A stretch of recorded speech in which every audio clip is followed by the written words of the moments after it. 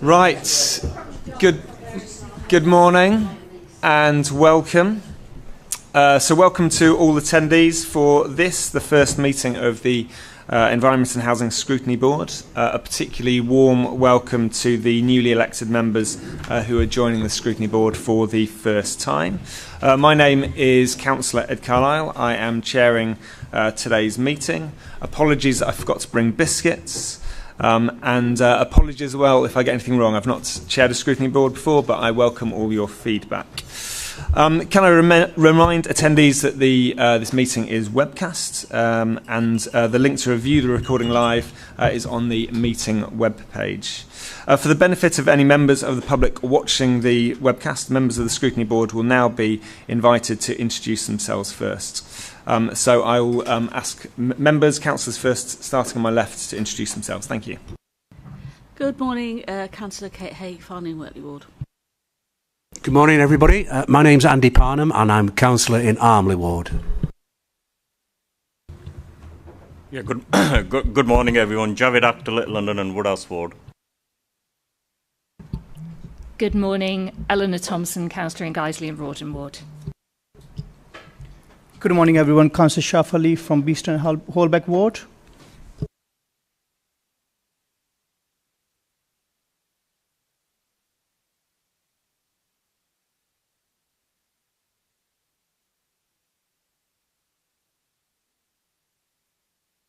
Richard Barker, councillor for Temple Newsham.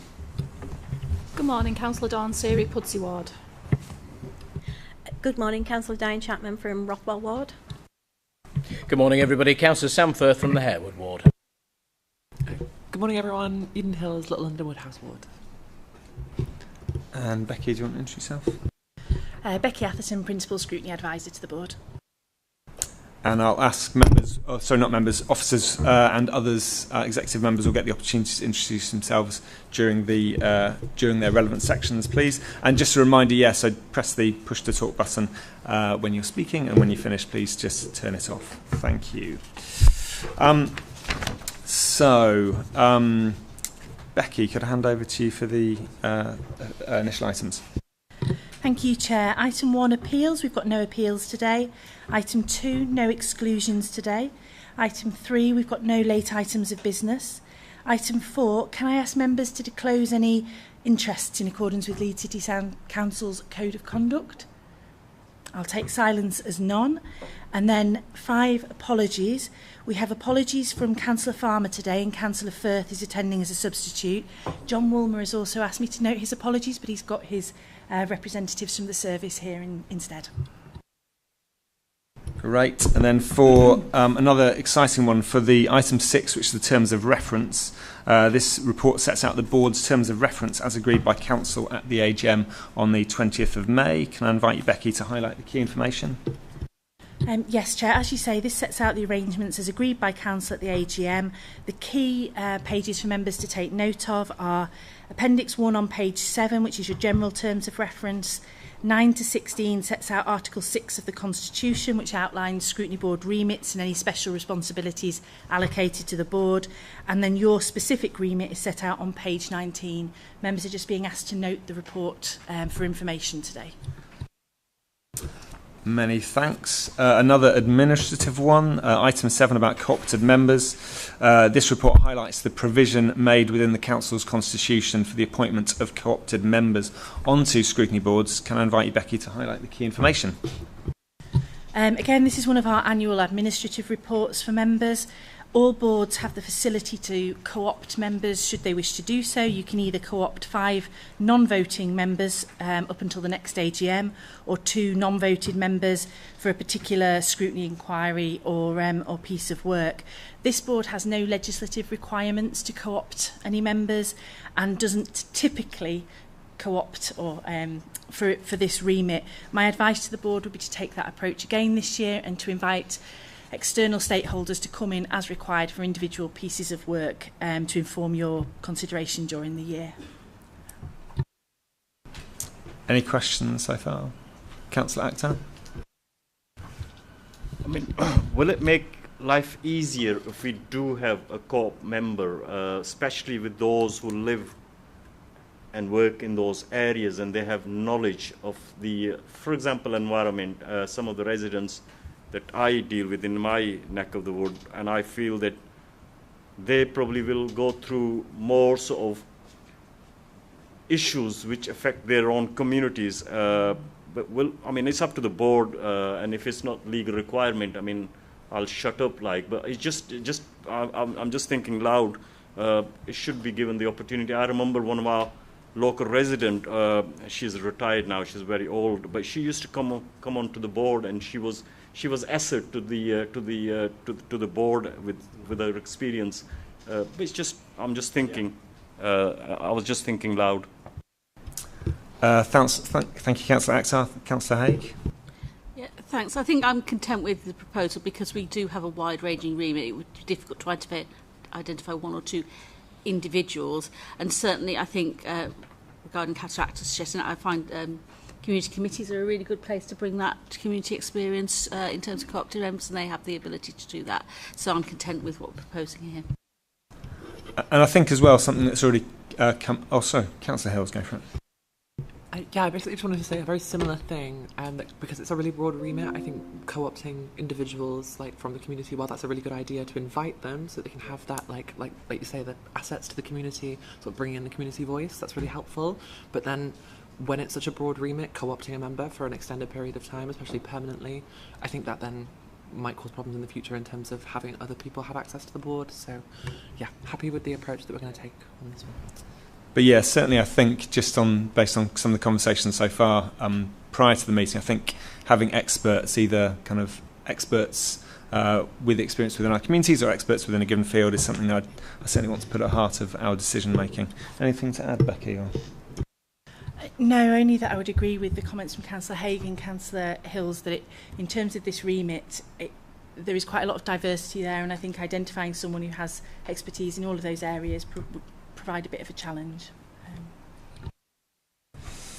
Right, so thank you. Moving on then to the main item for today, and thank you again to all our officers who we're going to hear from shortly. So this is the performance monitoring report. This provides a summary of performance against priorities relevant to this scrutiny board. As part of our responsibilities as this board, under the budget and policy framework, we will receive this performance data twice a year. It provides an opportunity to offer challenge and consider whether there are areas we want to examine in more detail in the future, and also celebrate where the council is performing well and improving the lives of residents. So this report, as in the pack, sets out how the services that come under our remit are contributing towards our delivery. This time we'll also provide an opportunity, a summary of the development of the Directorate's wider outcomes and impact framework. I draw your attention to page 32, which sets out the 3 questions that the outcomes and impact framework is built around. I'd ask members to bear these questions in mind as we ask our own questions and feedback, and as we comment on the information before us. It would be helpful at the end of this debate if we can reach a view as to whether we as a board endorse the direction of travel as outlined in the documents and are happy with the right information is being captured in that framework. Are there other KPIs, other key performance indicators that we think may need to be included in the framework? Members have a separate note setting out the order in which we'll take the performance items, including page references and lead officers. So I'm now going to invite the different officers to take it in turns to present and I suppose build on what is in the written pack. We'll ask the lead officer in each case to provide a brief introduction before opening to member questions. If we feel we need to examine any of these areas in more detail over the course of the year, please do speak up, and then we can, as we go through the report, we can consider including them in the work programme, which is the final item for today. Can I also ask officers to bear in mind that we have a number of newly elected members on this scrutiny board and a number of members who've not previously been on this scrutiny board. And so please, obviously you can assume we've read the papers, but please avoid acronyms and things that might seem very, very obvious to you but might not be obvious to all of us. So I think Content-wise, I'm going to, in a minute, I'm going to go to Lisa, who I think needs to speak first, but are we going to Dr. Ademosu first? Yes. But yeah, if Dr. Ademosu and Ian Strickland would like to begin with the general introductory comments before we begin, that would be great. Brilliant. Thank you very much, Chair. So just by way of introduction, my name is Temitope Ademosu. I'm the Director of Communities, Environment, Housing and Health, which some of the services here form. And I guess just by way of brief introduction was just to provide a bit of context for the direction of travel for the Directorate. The different services that we've got within the Directorate, we have spoken about it being more than just a collection of services. These are the services that really are the determinants of health inequality and well-being for our residents. So this has really driven the direction of travel for us, where we are definitely, when it comes to performance, we are looking about how efficient the services are working, but we're also looking at the important points that the Chair just mentioned around resident impact, around the visibility in the neighbourhood as well. So those are the lenses that have really driven the way that we have set out the performance. But also just to say that the services that you've got here are more than just the services. So it's housing, making sure that you've got that safe access to quality housing, but it's also looking at you've got that access to parks and green spaces, but also that you have those clean streets neighbourhoods, which we know all three of those services really do impact health inequalities that we mentioned earlier. So again, that's the lens that we've looked in this, and we absolutely want to make sure that our services are working efficiently, but we also need to also ask that question of what is the impact for residents and are we improving communities going forward. And it's within that lens that we have driven the performance report. I will hand over to Ian if he's got anything, and then we'll go over to Lisa. Thank you. My name's Ian Strickland. I work in business development, so I've been responsible for putting the report together for today's meeting.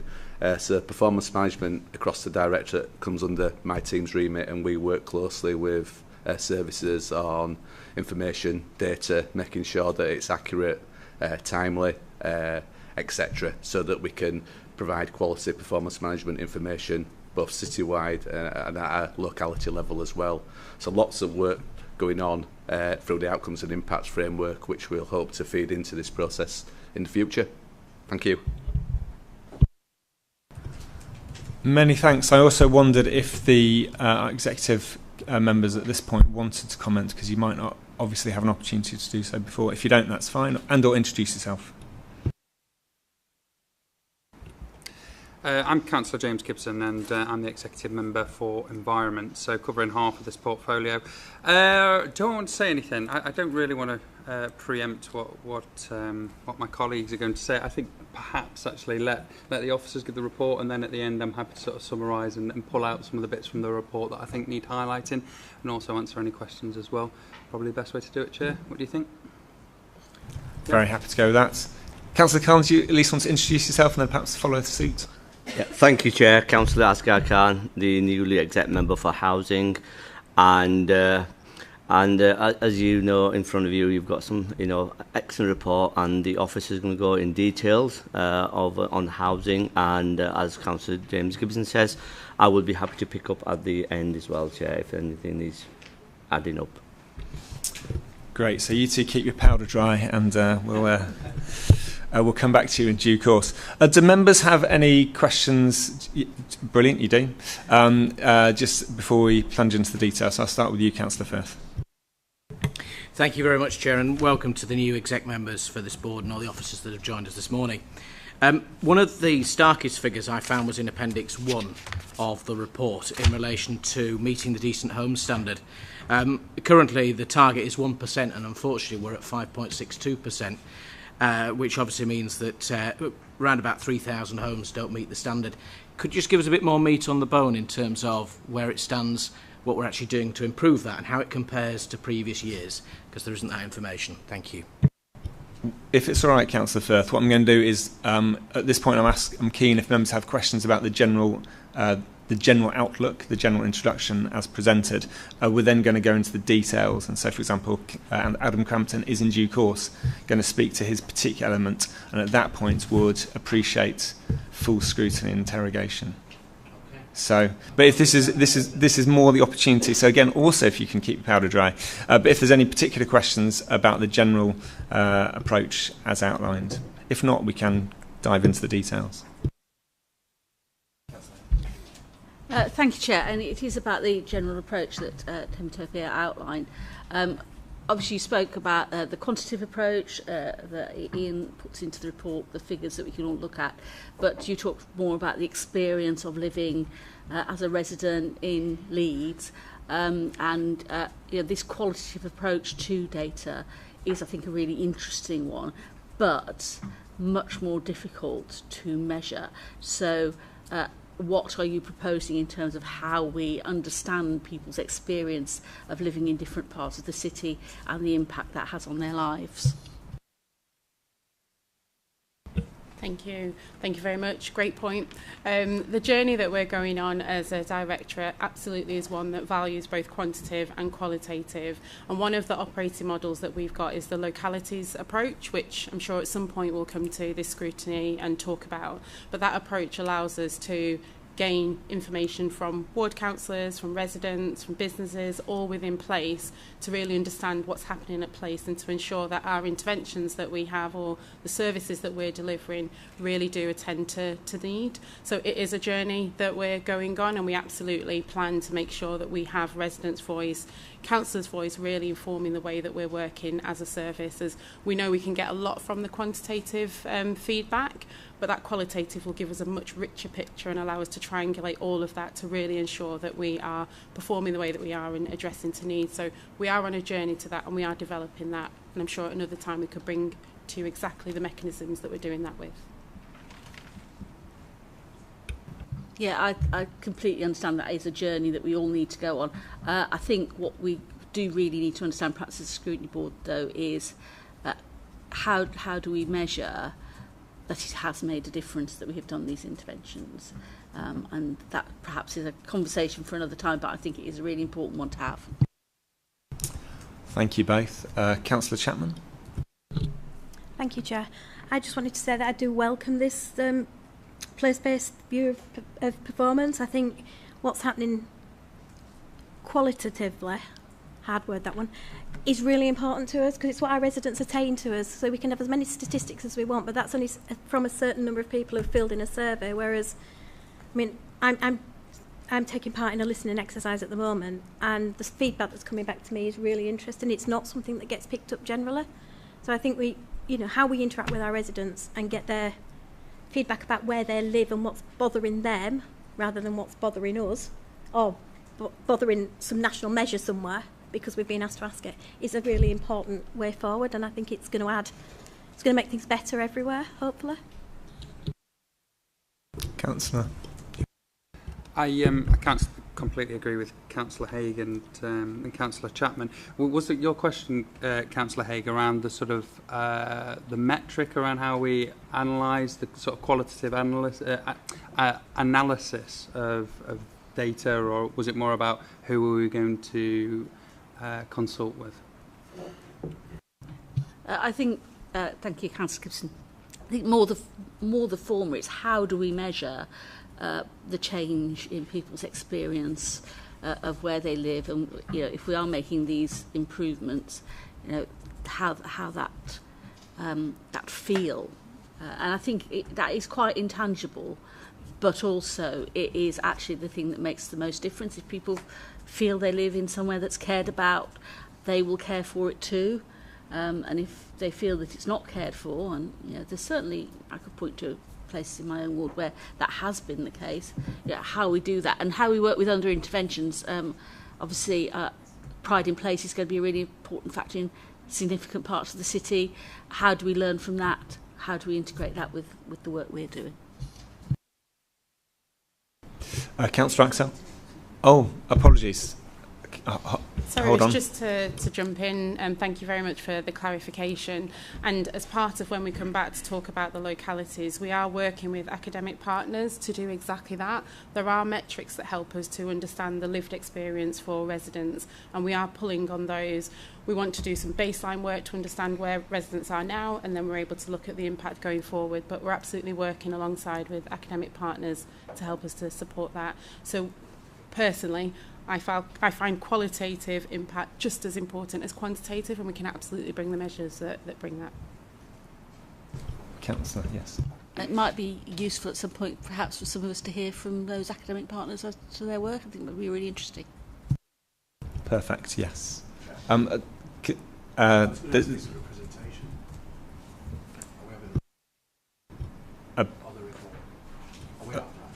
Yeah. Yes, Councillor Actor. Councillor Hills. Yeah, I just had a broad point to add about this localities-based approach.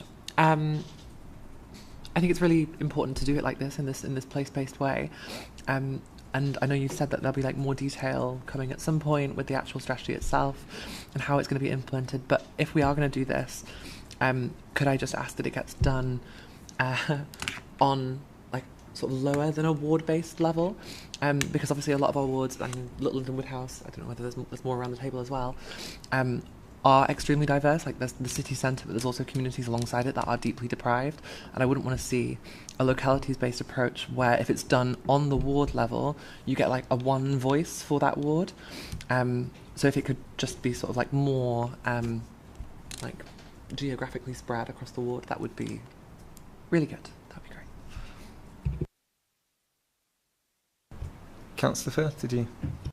Thank you, Chair. Actually relevant to what we were discussing, further to what Councillor Hills was saying, I actually have another point, which was the fact that I think that's a good idea of bringing up placed area data, given the fact that's what we're emphasising, and also, more importantly, to ensure that we can actually see what's going on. But also, I think the big thing that's been helpful from a number of us in the past is seeing how it's reflected over time.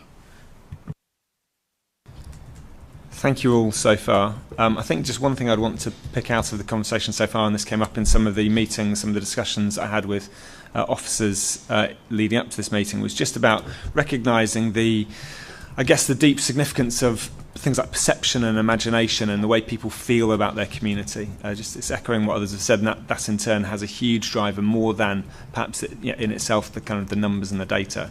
So if people feel good about their community, if they feel the council has their back, if they feel like their communities are being invested in, then they themselves are, as citizens, more likely to play an active role in their communities and so on.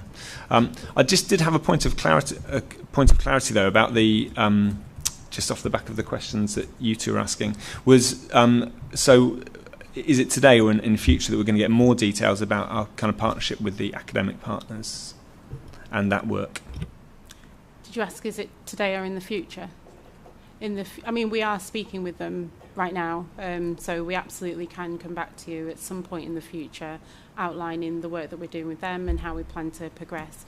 But in terms of any intervention that we do with the localities, we absolutely want to make sure we've got a baseline understanding, so we're starting off with them right now. But that would certainly be something, because if this is fundamentally underpinning kind of everything we're talking about, it needs to be a kind of major feature of the works programme this year. All good for now, before we start to plunge into some of the details? Great. We are just going to reconfigure the programme a little bit. So, sorry, housing is just going to have to hold on a bit, and we're just going to go straight ahead to Lisa and Co for bins and recycling. So, over to you, and yeah. Thank you, Chair. By way of introduction, my name is Lisa Culver. I'm the Deputy Chief Officer of Environmental Services. I'm not going to go into too much of the data right now, but I'm really keen to show a little bit of the story that sits behind it. The data tells us, when we are looking at it, that as a whole, Leeds is becoming increasingly a more responsible city by the way we manage our waste, our environmental resources, but also how we partner with our communities. It's important, especially for new members, to reflect that we are one of the largest local authorities in the council. We serve over 800,000 residents, and we collect around 25.5 million bins each year. Against that scale, the service continues to perform exceptionally well, achieving a collection rate of 99.83%. The good news for us is residents are making a difference. Households continue to reduce their waste and recycling significantly more. Although the data in the report shows the headline recycling data has reduced, this is actually because we had a 20% reduction in garden waste last year due to the very hot summer. The data does show us the positive impact we have when we're working with our communities, and in particular in partnership with environmental services. We see that we get better recycling behaviours, we see that we have less waste created at source, and we have greater participation in council services. And this all contributes to cleaner neighbourhoods, improved environmental outcomes for our communities. We have two ways to manage non-recyclable waste, and the data tells us that we are actually getting better at it. Through our recycling and energy recovery facility and the Leeds Pipes network, black bin waste is helping us to provide energy to more than 4,000 homes and some civic buildings, and we save around 6,500 tonnes of carbon emissions annually. What was once considered for us waste is now being used as a valuable resource. One of the strongest indicators of progress is landfill. Historically, much of the waste collected nationally used to be buried. Today in Leeds, only 0.09% of household waste goes to landfill. In practical terms for us, this means that virtually all waste collection across the city is either recycled, reused, or generates energy. This is an achievement we, as residents, members, and staff, can all be very proud of. However, we do recognise we have opportunities for improvement. Data highlights where these are and where our focus needs to be moving forward. With regard to curbside bin collection, whilst collection performance does remain strong, every bin that is missed matters to our residents, and it matters to us too. We will continue to build a high-performing and robust service, working with residents, highway colleagues and utility companies to improve access, manage roadworks proactively and minimise disruption wherever possible. The second area we know we need to improve and focus on moving forward, and we are doing lots of work within this space over the coming months, is fly tipping and environmental crime. Fly tipping and environmental crime remain a significant challenge for our city. Over 14,000 incidents were reported during the year. And whilst enforcement activity is increasing and we are becoming more intelligence-led, there is still more to do. Our ambition is not simply to just issue more enforcement notices, but to address the root cause, improving neighbourhoods and strengthening community pride. In summary for this data performance report, the story is a positive one for environmental services in our city. Leeds is generating less waste, recycling more of the right materials, making productive use of waste that cannot be recycled, and sending virtually nothing to landfill.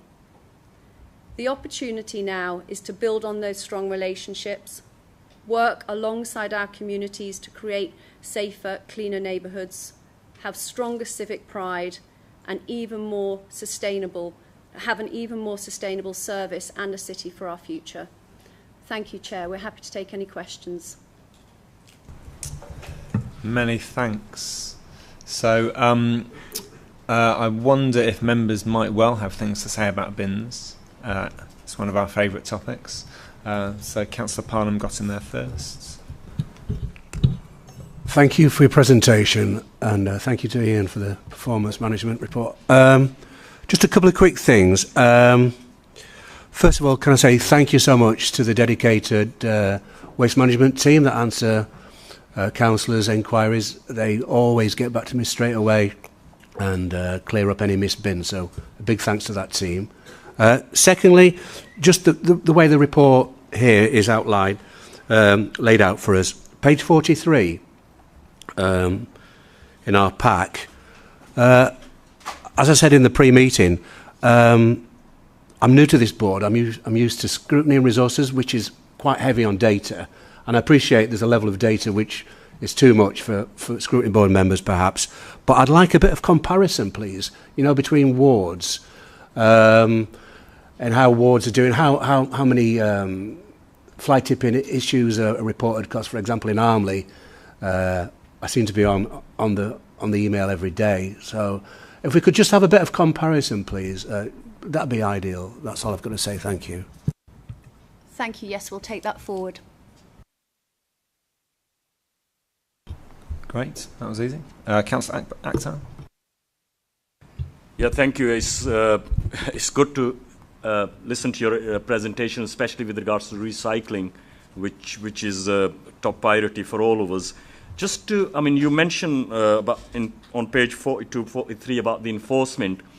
Now, can I ask how many people or what measures have you taken, especially, and something that we have been talking about this in Headingley, Hyde Park, Little London, Woodhouse area, where bins are kept on the street rather than responsible households should take them back into the bin yard, and what enforcement has taken place, and also how many people have been issued with any fixed penalties across the city, if this is the case, with regards to the flying tipping.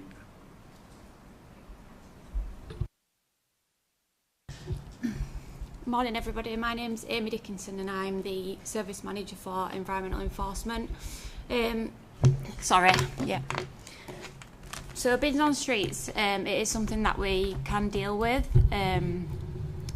What the legislation that we do use is Section 46 under the Environmental Protection Act.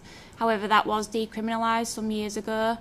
So in some areas of the city we do have the PSPO, which is what we use for bins left on the streets. In other areas we do a lot of education. We've got some of the street wardens that visit and speak to residents about bins being on the streets. It is something that we can deal with. In terms of numbers, we'd have to look into that and get that back to you. Yeah, please do. Now, there is a PSPO in our neck of the wood, but can I ask, I mean, you don't have to answer at this board, could you please let us know how many enforcement actions has been taken place in Hyde Park area, which affects both wards, Headingley, Hyde Park and Little London, where the street have been covered with the bins for the last many years, and we have been raising this for some time. And how many enforcement officers have you got in place for this particular area? As we all know, this part of the city is heavily populated by HMOs and the student population, and what measures can we take to educate the? I mean, we recently had a meeting with the landlord association. They're willing to work with us. How can we work closely with the landlords and also our team to make sure the bins are not part of the street furniture? Those bins needs to be taken back into the bin yard, please. Could you please write to us? I mean, you don't have to answer, but it's something that I'll be delighted to work with yourself and the partners to make sure our streets have been kept cleaned. Thank you, Councillor. We'll take that forward too. Yeah, thank you. Councillor Gibson, I'll come back to you, Councillor Thompson. Yeah, thanks for your questions, councillors, about fly tipping and enforcement. I mean, as you know, I'm pretty new to the role, but I think, you know, that as the report highlighted, and my experience actually as a ward councillor, is the fly tipping team are fantastic, are really great. You know, we are. You know, the minute that I report something, you know, within a couple of days, fly tipping is often removed. Unfortunately, that means we've sometimes been our own success has somewhat been our downfall, because people are fly tipping in particular places. It gets moved so quickly that people see that as an unofficial tipping point. So, and that leads on to, and of course, I'd rather have it that way. The team is so good that they're picking up things so quickly, and it is a positive story. But there is something around enforcement. I met with the team, both teams. There's two enforcement teams actually. Last week, there is a lot of enforcement activity taking place across the city, but I think where we do fall down, and something that we need to improve on, is communication about that, for two reasons. The first reason is that, you know, there's a positive story to be able to reassure communities and your residents and you as local councillors, and secondly as well, it also serves to put people off from fly tipping, because if they see that enforcement activity is being taken place, and fly tipping and leaving bins out as well, it will make people think again. So one of the things that we're working on is improving our communications around that as well. But obviously getting those numbers to you, Councillor Aqarn, is going to be an important part of that as well. Councillor Parham. So, thank you very much. There's lots of you, plenty to say, but it's Councillor Thompson next, please. Thank you, Chair. Thank you. Just, to say that in general, the refuse collection service is absolutely incredible, and that people only notice when it goes wrong, and they think it's the only thing that their council tax pays for. I'm sure we're not alone. Ongoing issues of collections that are not reported as missed at end of day. Often we only hear several days later from residents, and they seem particularly difficult to tackle. Usually when it's not the standard crew, someone's ill, someone's on holiday, but they maybe haven't got the in-cab technology working or they're not using it. It would be interesting to know what's being done to try and resolve that. That's something that's flared up recently for us, but I'm sure isn't isolated. And then wonder what we're doing around behaviour change around fly tipping and litter as a ward with a mix of council estates, sort of private residential areas and extensive rural areas where fly tipping is a real blight. How do we challenge that behaviour? How, as well as enforcing it, what are we doing? What are we learning about that? I hope that makes sense. Thank you. Thank you very much. I'll do the first bit and then I'll hand over to Amy. With regards our crews, thank you very much. That's very kind of you to say. They do a wonderful job and they work very hard. We are doing some focus work at the moment with our crews on performance and culture. So we will start to see that with the in-cab system being rolled out with much more robustness than we have done previously. So I'm hoping that we will see, confident we'll see a great change. So thank you very much. Yep, so in terms of behaviour change and working with residents and local communities, so we're looking at the introduction of the waste crime team, which will mainly focus on things such as fly tipping, littering, domestic waste issues, and we're wanting to strengthen relationships with communities. So we're looking at engagement and education, so helping residents understand their responsibilities around duty of care and correct disposal routes. And encourages the shared responsibility and to help residents understand their role basically in keeping Leeds clean. And we'll be doing that by the way that we work at the moment is the officers are more reactive, but we want to be more proactive. So we'll be looking at more intense working in certain areas, enforcement officers and educational visits with residents and businesses. Okay, many thanks.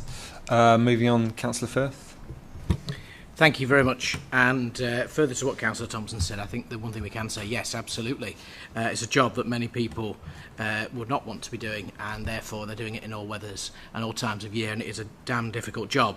The only issue that we have, particularly in our patch, is the fact that we feel, or a lot of my residents feel, it's a postcode lottery because of a very key example. When we talk about if a vehicle is full up, a lorry is full up of rubbish, we have at least one less vehicle a day that can come and replace that vehicle than other parts of the city. And that's particularly the case for those that are in the northern areas of the area because we're further away from Cross Green and the Rove. Can I ask, in terms of the particular mention there about the 99% collection rate, despite what we're talking about here, the fact is that anecdotally, and with the issues that we're dealing with on the ground, is that a lot of those reports are not coming through in addition to the end-of-day report. And sometimes, unfortunately, that does include entire villages. For example, Scholes and Barwick just a few weeks ago.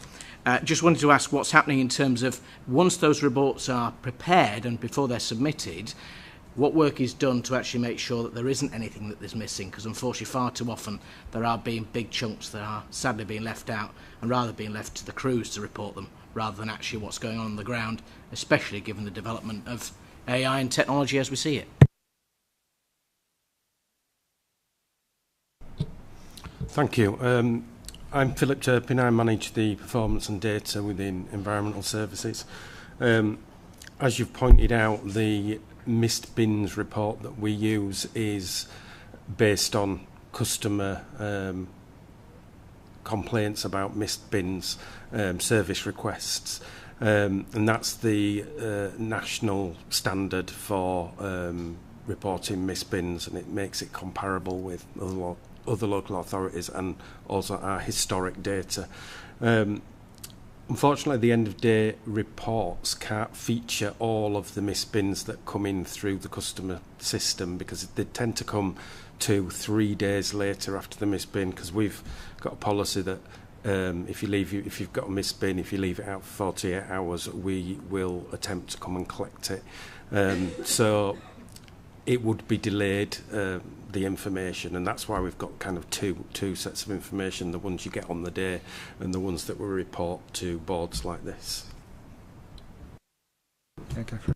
Thank you for that clarification. I think the one thing we can say here is that the reputation of the department is good because of the nature of the fact that they provide a really honest response to whenever we do report things. I think it's just trying to avoid that work in between with actually trying to find a way of getting around that, because it could certainly be something that really helps in the future, rather than always having to go back and check where the vehicle went, because unfortunately too far often we're having residents saying they want to go online and report something as missed, but unfortunately, because the vehicle went past them on their street, it therefore means they can't actually report it, or even that the vehicle's been deemed to have gone that way.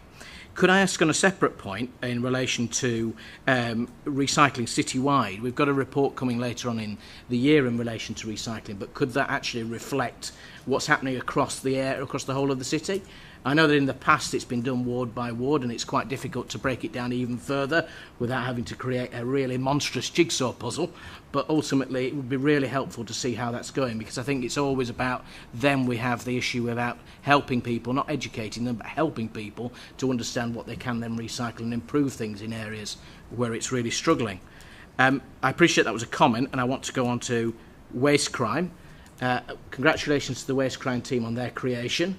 I'm still trying to figure out what the difference is between the waste crime team and the serious environmental crime team.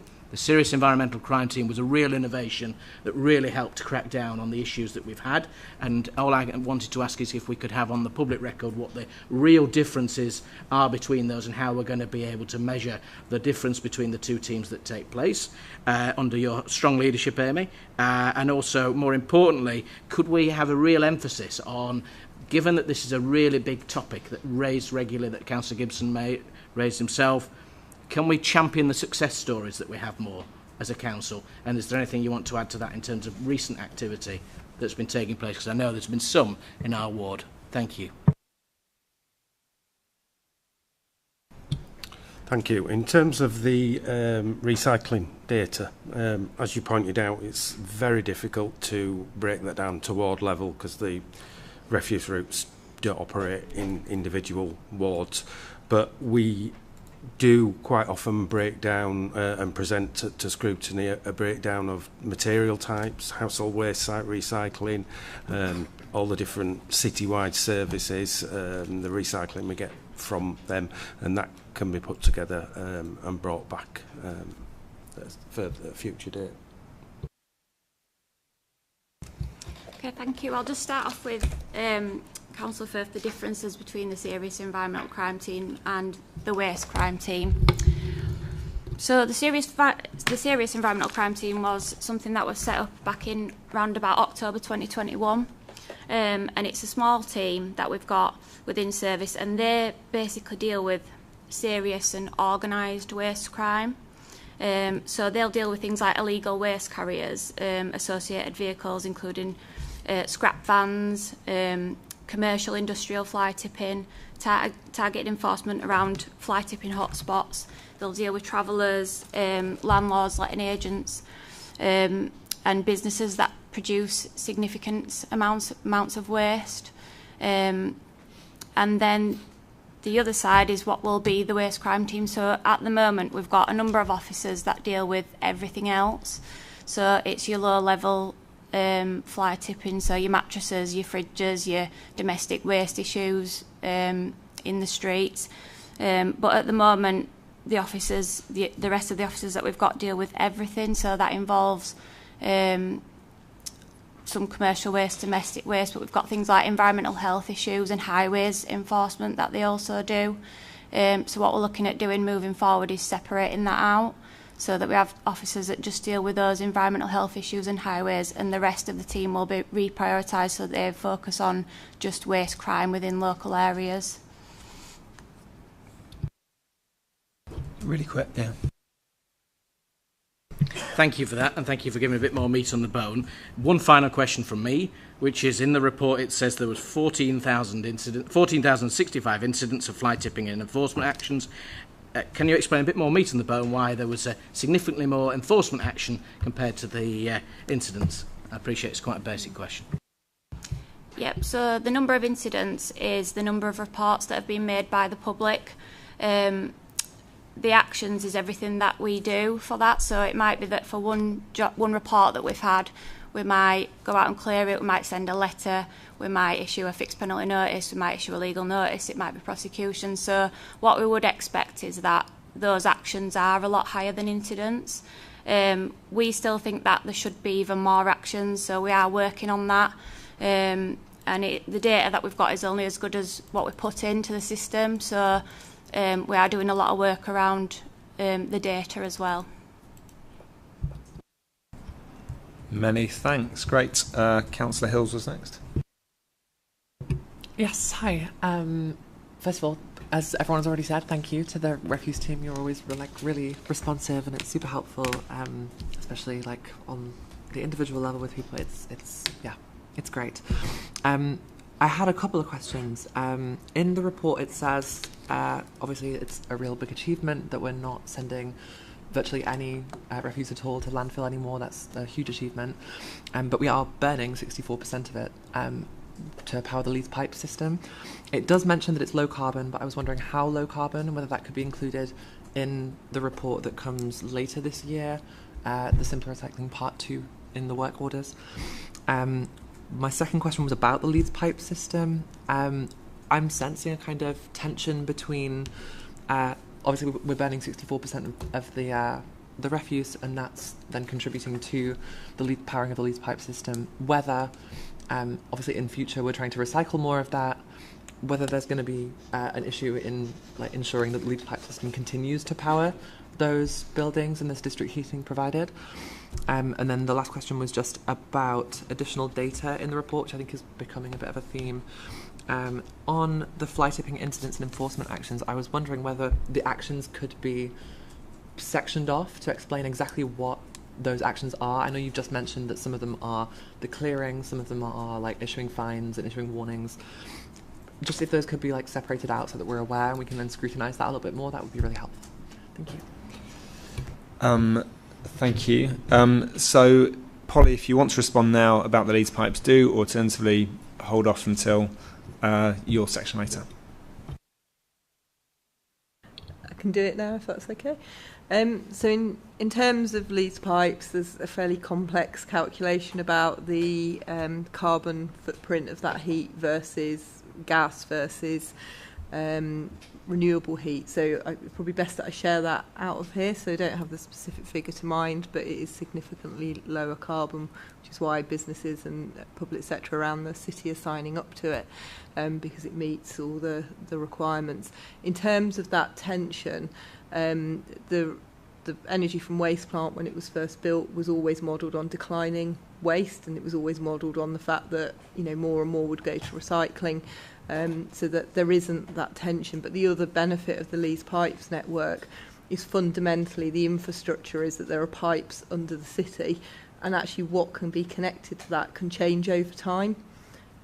So for example, we're exploring other sort of heat networks. They could be connected to sort of water source heat pumps or ground source heat pumps. You're not tied to it being the energy from waste forever and a day. And that's the beauty of it, that it's flexible of how that's provided. So that's kind of longer term, but there isn't this kind of we must burn in order for it to keep going. I don't think it's an immediate problem in terms of what we can recycle and can't recycle, but that has all been built into the thinking. Thank you. And any other responses to those queries? Thank you. It's just to point out that the energy from waste facility obviously does feed the district heating scheme, but the majority of the energy is fed into the national grid. So as well as the carbon benefit that we get from the district heating network, we power around 22,000 houses a year with the electricity that's created at the incinerator. And in terms of what you mentioned about declining waste, because I manage the RERF contract as part of my job as well, and the contract is set up that it will always be the aim will always be to keep the facility full, and that is done by commercial waste. So it will always be replaced, and as Polly said, it was modelled to be replaced by commercial waste from Leeds, and that would continue to produce enough electricity and heat to continue doing what it's doing today. Oh, hang on. Did you want to come as well? Yeah. Yeah, it's just in terms of the actions taken. Yeah, we can have a look at that. Thank you, and over you, Councillor Barker. Yeah, regarding fly tipping, the only little advertisement I've seen saying residents don't let people use your, bad tippers, is about a screen about that little big on a roundabout. Could we have a large campaign where we're actually telling people that if you allow people to come and take stuff away from your residency, you are going to get large fines? Because the one that I've seen is hardly says anything to a little picture of a little truck, a big, we just, nobody's going to know that Yeah, that's something that we do at the moment. We do work closely with Keep Britain Tidy on fly tipping campaigns, and we have a communications team who we work with to do that. But yeah, I agree, it does need to be more out there and visible for residents to see. I mean, all through the city we have big posters that's like 20 foot wide, and we don't need many of them, but in certain places it might be worth spending like a couple of £1,000 to put a big campaign out there and saying don't use illegal fly tippers, and if you're getting people to come into your gardens and clean garden rubbish, who is doing it? And you're going to get fined if you all get caught. Yeah, I totally agree.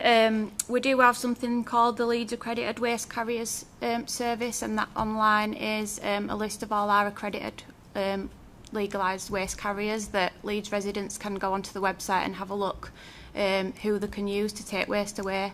But yeah, it's something we'll take on board about advertising. Many thanks. Councillor Chapman's been waiting very patiently. Yeah, I've got more things now.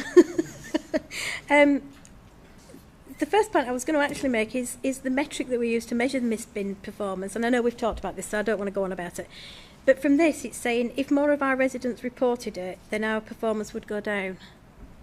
So instead of one person on the street reporting it, if 10 people reported it, would the performance go down? I think that's what this is saying. It's on page 40. Thank you. So, yes, the more reports we get, that they will fall into the statistics. Even if somebody reports it missed several times over several days. If 10 people on the street report, I mean, some people report that the neighbour's bin's been missed, and all of them will feature in the statistics and always have done. The other thing to point out is that because we've got the 48-hour recovery period, even if it's been recovered within the 48 hours and therefore is no longer classed as missed bin, it still will feature in these metrics. I think our residents consider it a missed bin if it's not done on the day. I mean, the recovery is great, and it does happen more often than not, but I don't think residents appreciate that difference. So should we be encouraging our residents to report the bins more often? Because I'm not sure. I do get people, obviously, that come to me and tell me the bins have been missed. I see it on Facebook all the time, but I'm not sure how many people from my ward are actually reporting bins. Do we have that data? Can we have a look at it? Because I'm sure my residents would probably report more if they thought it meant that there would be an improvement on what is already a good service, but is perhaps being overstated because we're not getting as many reports through. That's what I'm getting at, is these stats are great, but how accurate they actually are if the base data is the number of residents that can actually be bothered to go online and report it. Yep. I mean, yes, that is correct. It is down to the number of reports, and yes, you should ensure that residents report missed bins, because in some cases we are unaware of them. And yes, in terms of ward-based data, we can provide ward-based missed bins. Yeah, sorry, it's not the ward-based data missed bins is fine, but the number of reports per missed bin incident would be quite useful. Maybe, I know that's probably quite detailed and it's not something we want to do all the time, but just as a separate piece of work, it would be really interesting for me to know how many people on a bin route actually reported it being missing, and therefore how big a problem people were deeming it to be, or if we're seriously understating these stats. You know, because one person, you can have one person on the street report it, and that's fine. It's one person. If 50 report it, that makes a hell of a difference to the stat, doesn't it, and the impact on people. Absolutely. Yes, that's something we can look into and get back to you. I'm conscious we need to move on to the next section, but Councillor Chapman, did you have more, or was that? I mean, I'm sure you've got more, but. Are we doing city pipes later? Councillor Firth, if this is really quick, then yes. Could I just make one suggestion further to Councillor Barker's excellent point about advertising about illegal carriers, which is that we actually could use our own fleet of lorries that we have from the bin wagons that have various advertisements on that, and therefore could cut down the cost by having them on our own vehicles. Thank you, Councillor Firth. I'm sure we can look into that. Many thanks. Thanks to all members. Thanks. Please, of course, I think you've heard it several times, but please pass our thanks on behalf of the council to all the great people doing this work at the coalface. We are going to be seeing you again next month for Scrutiny Board, so we'll have opportunity to dive more into this. I did just want to highlight a couple of members have raised it, but something for us to not talk about now, but something to talk about is this kind of 99% statistic, and we discussed it in the pre-briefing as well, which when I looked at it I was like, wow, that is brilliant, we are nailing it. And then actually when you pick apart it's this national statistic that is actually not quite as good as it seems. And I suppose it'd be interesting for us to think about how in the perhaps medium to short term, medium to long term, we could maybe work with other local authorities to try to work out a more meaningful metric, especially in the era of AI. And could there be better ways to have a more complex and nuanced approach, which would be, 97% collected as they should have been, and then actually another 0.5% collected within 48 hours, whatever. But it'd be interesting to think about how we could move towards that in the coming years. I think this, again, more for discussion next time, but again, it'd be really interesting, even if we can't break it down to ward-based, like what's the real strategy for trying to drive up recycling in particular communities where we're particularly struggling for that. I think as well, it kind of came up, but I'd want to echo it. We've talked about comparisons with other comparable local authorities like the other core cities. Like ever so often I hear rumours that there is another city not too far away from here, from the other side of the Pennines, who is doing a huge amount of enforcement action, successful enforcement action on fly tipping. It'd be just good to be able to know if that is really the case. And again, to be able to compare ourselves with them would be really, really key. So there's much more to talk about next month, I'm sure. But many thanks once again. And if you do need to go, please do, and we will move on in the agenda. Great. So thanks again. Moving on to housing, please, Adam. Thank you, Chair. Good morning, everyone. I'm Adam Crampton, Chief Officer for Housing. With your permission, Chair, I'll just summarise the report and then I'll circle back round to Councillor Firth's earlier question and pick that up first. Is that okay? Thank you. So we start the housing element in relation to demand for temporary accommodation and the incredible prevention work that we do around preventing homelessness. You'll note the numbers are significantly high of people in temporary accommodation. Over the last 2 years, we've seen around about a 250% increase in families, in particular in temporary accommodation. A real pressure, obviously, on the service and a huge amount of very vulnerable people that require that support. So we talk about our prevention programmes, an awful lot of activity taking place around prevention. We have our targets set, obviously, for next year, but that early intervention is really crucial to us to provide that support. Providing support for people before we get to that crisis point is something that we are really keen to do more of and build on our existing successes. The second part of the housing element really focuses on our social housing. We've got obviously some information there around void properties, around the decent homes that I'll come back to. The percentage of homes rated as an EPCC from an energy performance perspective. We then have details of our tenant satisfaction measures, which are measures that we report on, all providers of social housing report on an annual basis. That includes both the perception of our tenants and some sort of objective building safety performance measures. Some really positive trends within those tenant satisfaction measures, and in Appendix 1B we break that down for the last 3 years, so you can see those trends over the 3 years that these performance measures have been recorded. We talk about our rent collection, and again, positive outcomes on rent collection, exceeding our 96% target for last year. And then Appendix 1A, I would bring to Board's attention, is the outcome of our inspection by the Regulator of Social Housing that took place between sort of October and March of this year. We received a C2 grading. The gradings go from C1 down to C4, so we received the second highest C2 grading, which is a positive outcome for us in the context of our expectation to be a C1 organisation. There were 2 areas of weakness identified by the Regulator of Social Housing. They were around the quality of our data on some of our homes, the condition of some of our homes, and around electrical compliance. So around about 91% of our homes have an in-date electrical safety inspection. Obviously, we need to increase that number towards 100%. Both those areas of weakness are areas that we presented transparently to the regulator. They were not uncovered as part of the inspection. They were shared as part of our ongoing engagement and self-assessment. We are quite self-aware. We like to think we're self-aware, has been confirmed by the inspection.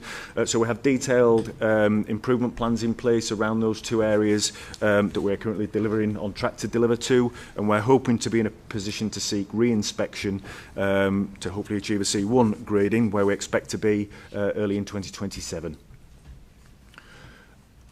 If I may just circle back then to Councillor Firth's question on decent homes. Councillor, thank you for your question, and you're absolutely right that it's higher than it should be. I will. One of the reasons I was keen to summarise one of the weaknesses on the quality of data on the condition of our homes. It's very much linked to our decency reporting. I'll try not to go down this rabbit hole too deeply, Chair, but important just to set some context of how our asset management system works. So we undertake a 5-year stock condition survey. That's one of the areas that we need to improve upon, as identified under the inspection, and it's that data that's used to calculate decency. In the absence of trusted data from that inspection, the system extrapolates data on what we currently have, and that does kind of tend to paint a slightly more negative picture than with that trusted data. You asked about historical trends, Councillor. In March 2025, we were just under 4% non-decent homes. On the 1st of April 2025, that went up to 11% because of the way that extrapolated data works. So as we are improving on those weaknesses, delivering those improvement actions as identified throughout the inspection, we are seeing the percentage of trusted data increase significantly, and as a result, the reported non-decency decrease accordingly.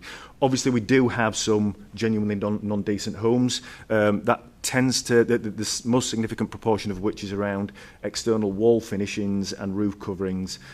So where we do have homes that are failing to meet the decent home standard, they are all on planned programmes for that work to be completed over the next 12 months. Councillor Firth, did you have a follow-up? Thank you very much, Adam, and thank you, Chair. That was a really comprehensive reply, and I really appreciate that, and also really appreciate you providing the historic data, which I think is really helpful in any report to show the work that you've been doing, or not, but in this case, it's absolutely clear the work that you guys are trying to do to try and crack on with those particular issues.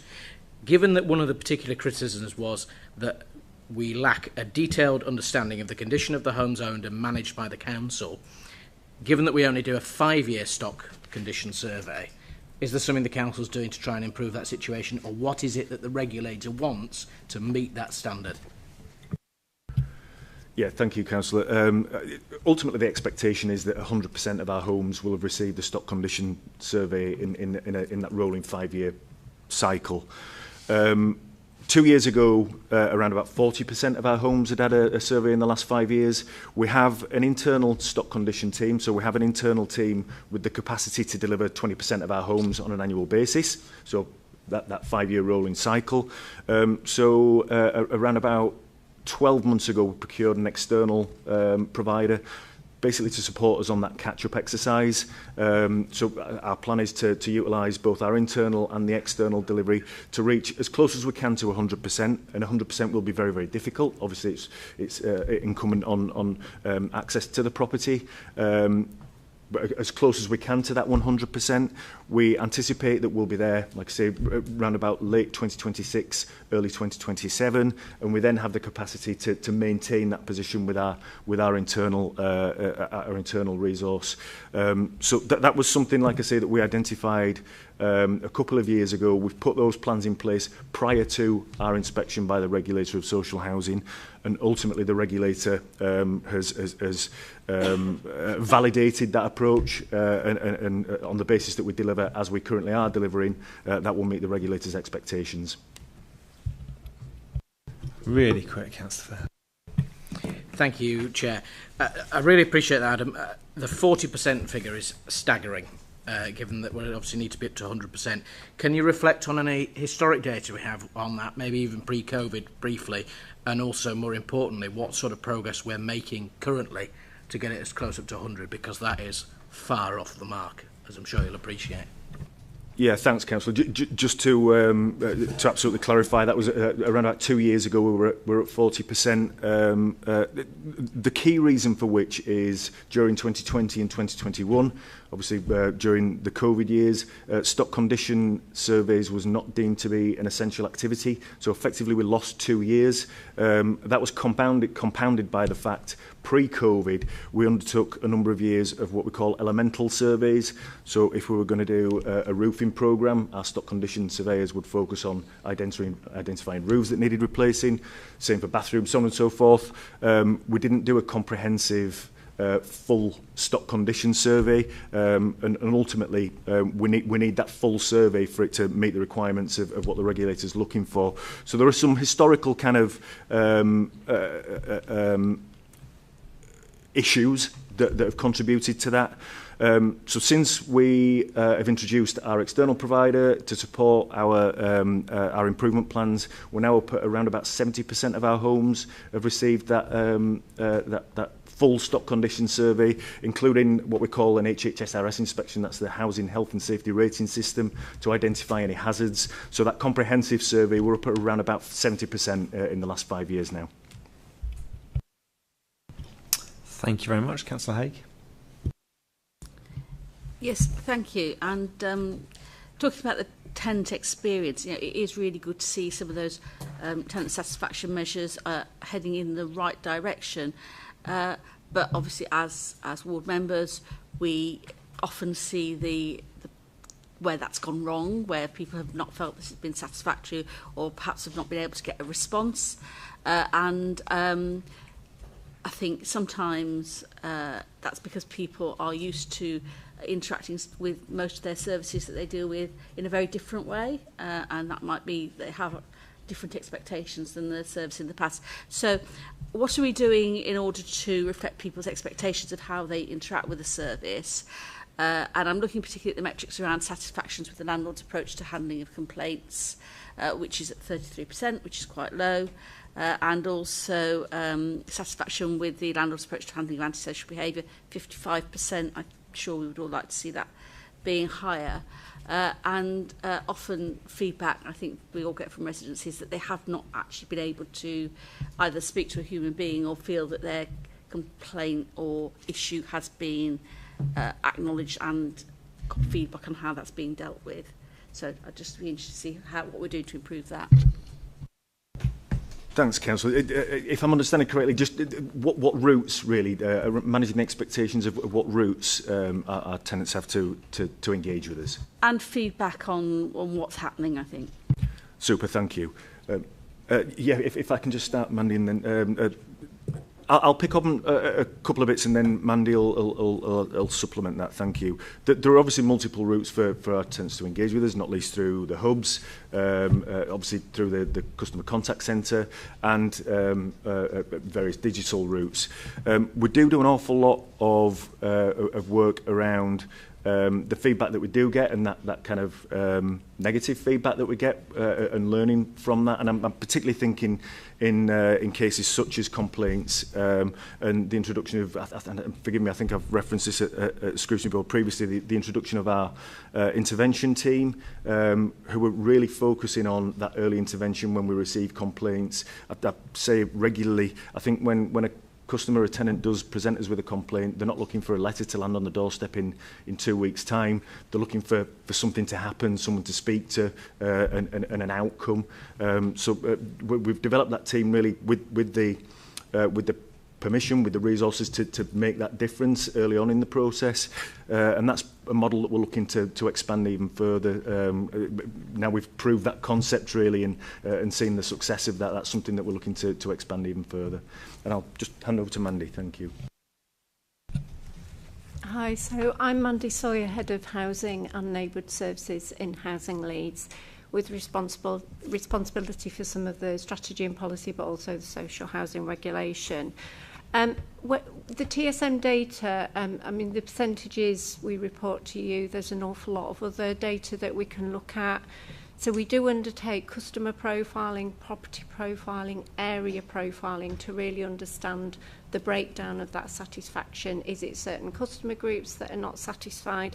Is it certain areas that are not satisfied? And that enables us to do follow-up work in terms of whether there's further engagement that's needed on that subject area or certain engagement that's needed within those communities.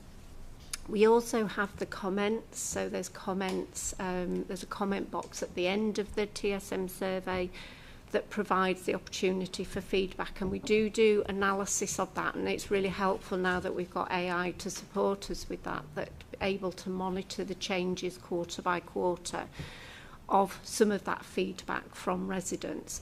But that feedback that I've just described and the analysis that we undertake from that feedback then informs our tenant engagement approach. So where we're not happy with the levels of performance, then it will, on an area-based approach, it will inform team service plans, so housing office service plans, priorities around the areas of it where they want to improve satisfaction. If it's a general area of dissatisfaction, so you mentioned complaints, for example, then that can help us to inform our approach to complaints. And through our complaints working group, which was a subgroup of the Leeds Housing Board, we're working with tenants constantly on how can we improve the way that we manage complaints. Thank you very much. Councillor Chapman. Thank you. In terms of complaints and how they're managed. In fact, it's before getting to complaints. Why don't we use our housing offices in the hubs as a place where people can find out what's going on? So I think residents or tenants, if they went in, they'd like to be able to go to the hub and report a problem and then be able to go back in 2 or 3 days and find out what's going on if no one's been in touch. But because of the way our disconnected process seems to work, the housing officers don't always seem to know what the housing repairs team is going to do or is doing or has done or what went wrong. So they're having to ring multiple people or make multiple contacts, which is frustrating to them. So is there a reason why we don't use the housing office is that we've got as the one point of contact or the preferred point of contact rather than sending people on various contact centres and wherever else it is they have to go? Thanks, Councillor. I think it's a really valid point, and it's something that we're acutely aware of. And I think it is an issue that specifically relates to repairs, and hugely mindful of the fact that that's an awful lot of contact, and I'm sure for members an awful lot of your casework as well. The issue that we currently have that we're trying to resolve is that our colleagues in housing offices effectively can see that first point of contact, so they can, if a repair's been raised, we can see that a repair's been raised, but then the kind of trail goes cold at that point as our repair system interfaces with our service providers' repair systems, MERS, LBS, for example, various other contractors, and we need access to that system until the repair's been completed. When it interfaces back with our system, if it's still in that process, we're a little bit blind to it, other than some of our specialist repairs teams who have access to those systems. So it is something that we're acutely aware of and has an impact on the level of service that our customers see. So we're trying to work with our colleagues in IDS, with our IT system providers on how we can maybe do something a little bit better there, because we recognise that feedback, Councillor, and yeah, I think it is something that does need to improve. Is that something we can maybe have a look at on the work programme later in the year to see how we're doing with it? Or is it going to be longer term than that?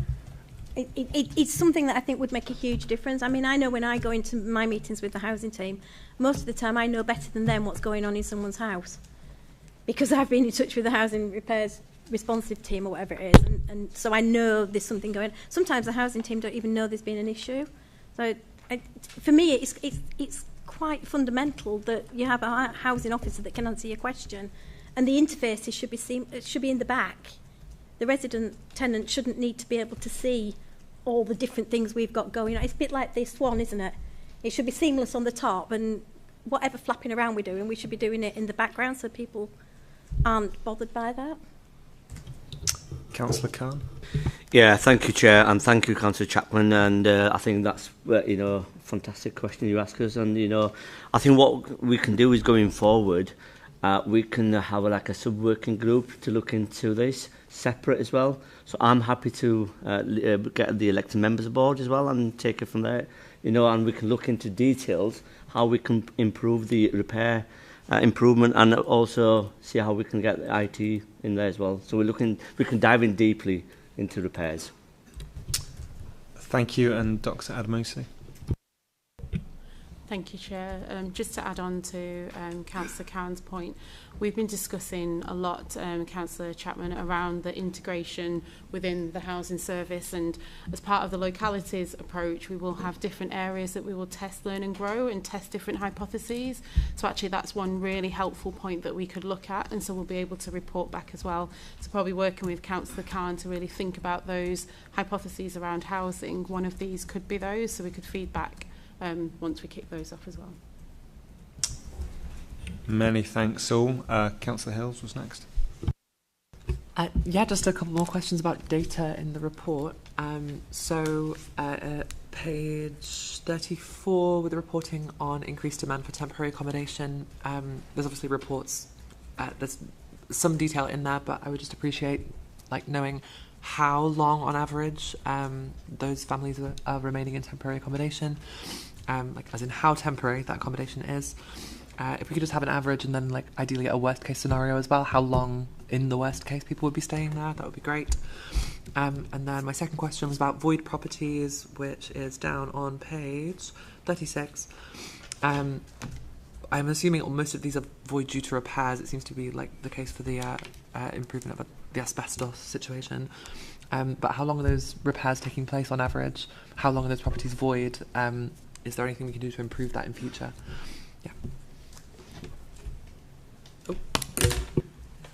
Thank you, Councillor Hills, for the question. In terms of temporary accommodation and length of time, it is actually really difficult to give you an exact time.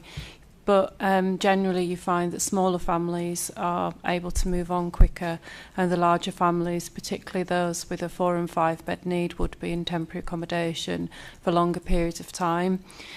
What you can see from the report is that we don't have families staying in bed and breakfast for more than 6 weeks, which is fantastic. A lot of authorities are not able to meet that target. So for us, families going into bed and breakfast is only when they have to, and for a very short period of time before they do move on into temporary accommodation. We are expanding on our temporary accommodation offer all the time. So families are going into self-contained accommodation where they have their own bedrooms, kitchen, bathroom and living area. So a lot of our work at the moment is about making sure that when families do go into temporary accommodation, families are able to cook for themselves, and have their own rooms and space, and that standard is as good as it can be. I think have to be honest in that the availability of social housing is declining, and that private rented accommodation in the city is very expensive. So whilst we still do fantastically well in terms of our move on for families, we do recognise that it is slower than we would like. It probably is just worth saying here as well that if you look at the amount of households per thousand that are in temporary accommodation in Leeds, it's about 2%. If you look at cities such as Birmingham and Manchester, it's 15 and 11%. So whilst that number is increasing for Leeds, it is still very, very low when you look at comparable core cities. Thank you. If I could just respond in relation to the void properties, as you'll see in the report, Councillor, our target is 1% of our homes to be void, no more than 1% of our homes to be void at any one time. We will always have void properties as tenancies end, so on and so forth. We're equally aware that there is a financial incentive for us to get those properties let, but even more so, touching on the points that Kerry was raising, there's a huge demand for temporary for social housing, so we have a moral incentive to get the properties let as soon as we possibly can as well. Our target is has recently been amended to 70.5 days for a property to be in void, as you rightly pointed out, and I'm going to say all. Forgive me, there might be 1 or 2 exceptions where this is not the case, but in the vast majority of cases, all properties are being actively worked on. Obviously, we ensure that they are to our Leeds housing standard, and also a good opportunity for us to do investment work when a property is in void as well. So there's always that kind of balance around expediency, but also taking the opportunity to particularly really invasive works like a full rewire, for example, that is really invasive when someone's living in a home, is a good opportunity to undertake that kind of work when a property is in void, but obviously has a time impact as well. So our average performance is not meeting that 70-day target. We're up at just above 90 days at the moment. That has been impacted by the asbestos surveying process that we reference within the report, but we are making improvements. Again, at March we're just under 1.8% of our properties in void. We're now down to about 1.5%. So heading in the right direction, both in terms of the overall volume and also that turnaround time as well. Thank you. Councillor Firth, you did have your hand up, but I also heard you say that you thought your question would be asked. Unfortunately, I have got a separate question, but thank you very much. Could I ask on one particular point, further to Councillor Hill's point, 2 things. First of all, there's a lot of reference there to historic data. could that be reflected in future reports? And if it takes time to provide the analysis, then if an appendix just providing the data could be provided, that would be helpful if it is something that's available. And also, more importantly, that when it comes to, you've just mentioned the 70-day target, when it comes to bringing voids back into service, could that be something that could be reflected in this report in the future, given that's quite a big factor in all of this and something that's quite readily raised by a lot of residents in particular because of the nature that they can see it right in front of them and therefore want to let us know about it. Could I ask one further question to that, which is one particular issue that I know that Kerry and colleagues have dealt with, particularly with me, is the number of unauthorised camps. Could I ask why there is no mention at all in this particular report about it? Is it because that normally it's a separate item that comes to this board, or is there anything that we can quantify from there? Thank you very much. To the first two questions, yes and yes, Councillor. We can include the historical data and the performance against that 70-day target in future reports. I'm looking across at Ian, if that's all right, Ian, if I make that commitment on your behalf. With regard to the encampments, you know, I don't know why it's not included within the report. We do measure, yeah, and we do have some performance stats around that, so we can certainly include that in future reports as well, Councillor. Thank you. Councillor Thompson. Thank you, Chair. Couple of quick questions. It's good to see page 57 that tenant satisfaction is improving in terms of dealing with antisocial behaviour, positive contribution to neighbourhoods. I think what we're finding is that it's getting increasingly complicated, that we've got different vulnerabilities bouncing off against each other. We've got a particularly complicated case that's just come up where a tenant in one flat has access to turn somebody else's water off, which was a bit of a shock, and is using that for their own purposes, which we are following up on with the Housing Office. They are aware. But how we manage that increasing complexity, how do we take a trauma-informed response whilst tackling those big issues that our tenants are facing that are really impacting people's everyday lives?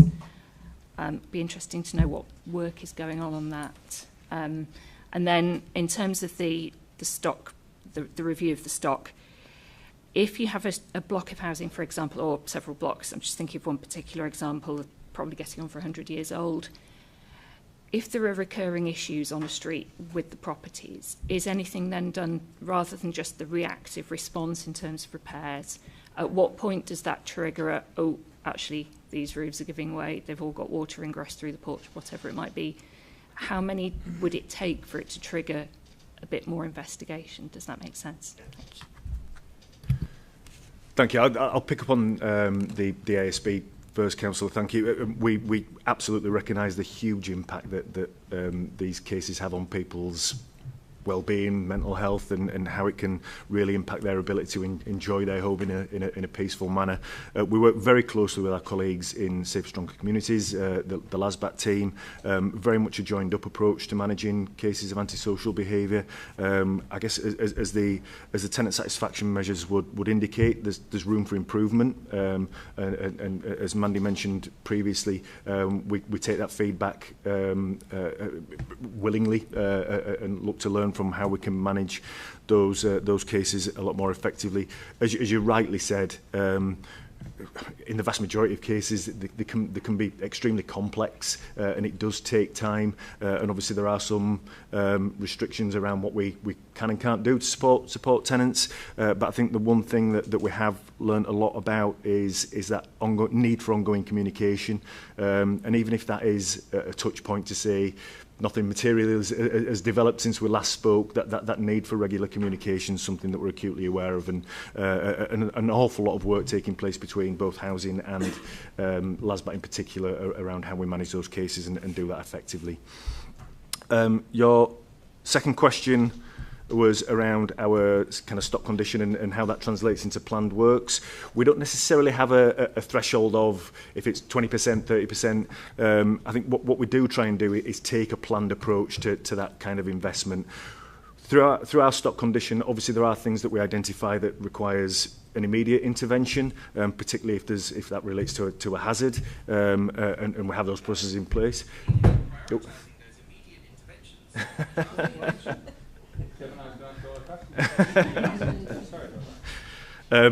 So we have those processes in place where we identify the need for an immediate intervention, but our preferred route, it's more efficient financially and in terms of kind of delivering a programme of work, is to take a planned approach to that.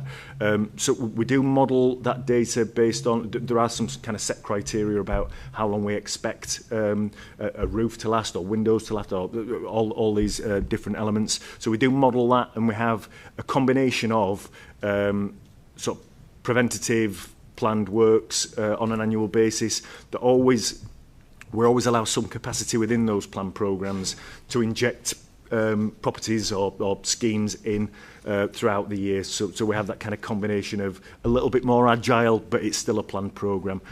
So yeah, that's something that we both model proactively, but also have that degree of responsiveness as well. Yeah. Okay.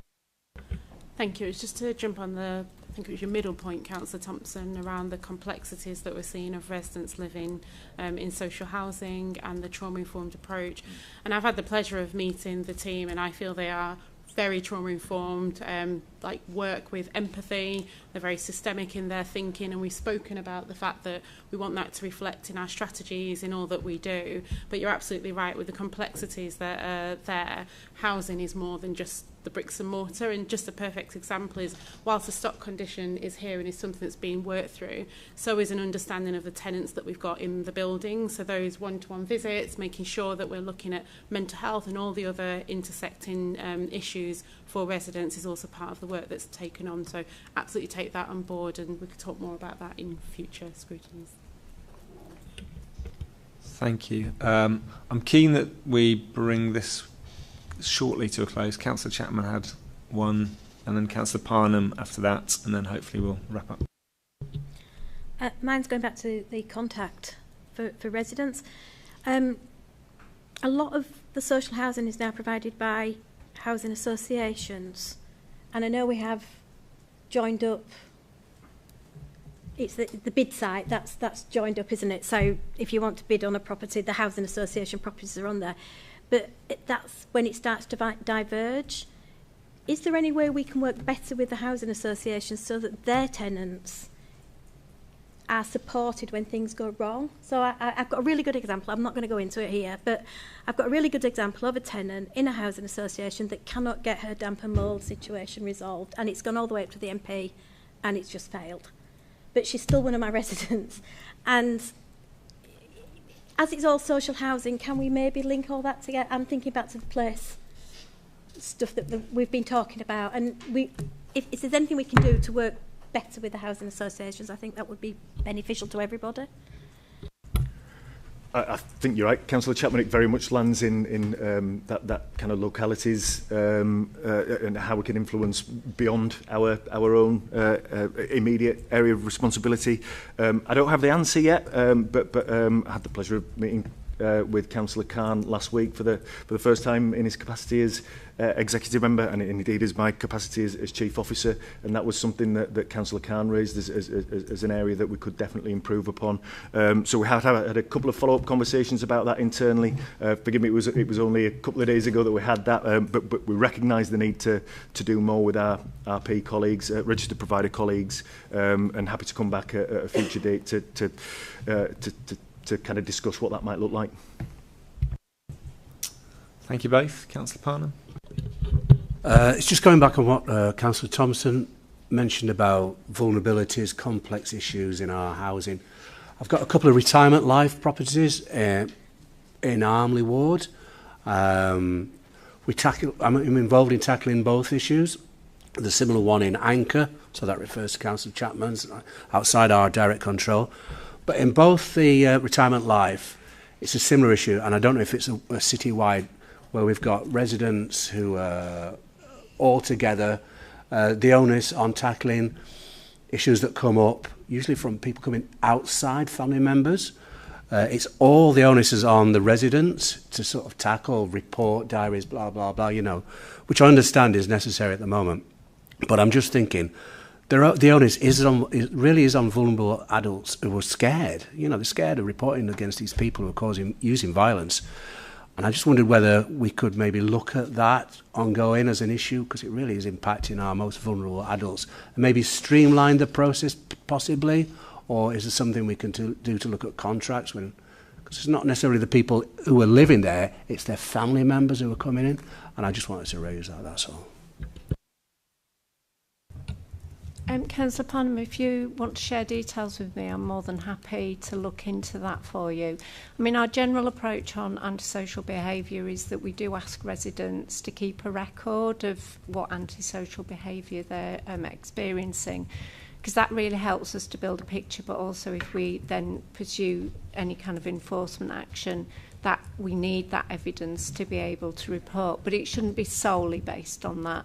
We do have officers who are out and about. We have access to patrols and police officers who can intervene. So it should be a broader approach. So very happy to have a conversation with you outside this meeting.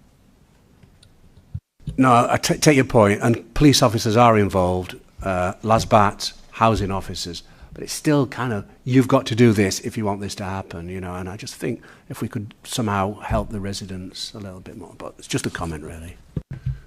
If I may, Chair, sorry, if you wouldn't mind, Council, just sharing, I appreciate it'll be those sort of specific cases, but that'd be really interesting to then, you know, is there anything we can learn from that and apply more broadly? That'd be useful. Thank you. Great, many thanks all. So I just had a few comments building on what others have said, and then think we can move on. But again, many thanks to you and all your colleagues for your work. Something that's come up a couple of times in this. Oh, Council. Yeah, okay. Something that's come up a couple of times both in the pre-meeting and the main meeting was again just about wanting to be able to compare ourselves with other equivalent local authorities. So, you know, the statistic around temporary accommodation, like, it's just really important to know that we're doing better than Manchester. And for us to be able to say to residents, we recognise they're real issues, but actually, of course, they're issues that are kind of across the city, across the country, and actually, you know, for us to be able to say, and for residents to be able to understand that actually, you know, where we are doing better, that, you know, compared to other local authorities, joking aside, it's a useful thing to be able to say. I also think, again, the historic data thing is something that came up in our meetings last week as well, about any number of these, to be able to say, you know, for example, with regards to void properties, to be able to say this is what it's looked like over the last 3 years, the last 5 years, whatever, and be able to point to particular things like COVID and say, you know, there's reasons. I think on the whole, if people understand the reasons behind things, then their frustrations, it doesn't go away altogether, but people understand much better. And I think void properties have come up, and I'm really interested as well as to whether we can just have a bit more complexity, if it's possible, to be able to say, you know, would it be a reasonable aspiration to say that 50% of properties are turned around within 30 days, another 25% are turned down within 60 days, whatever, and then to be able to compare ourselves against those metrics.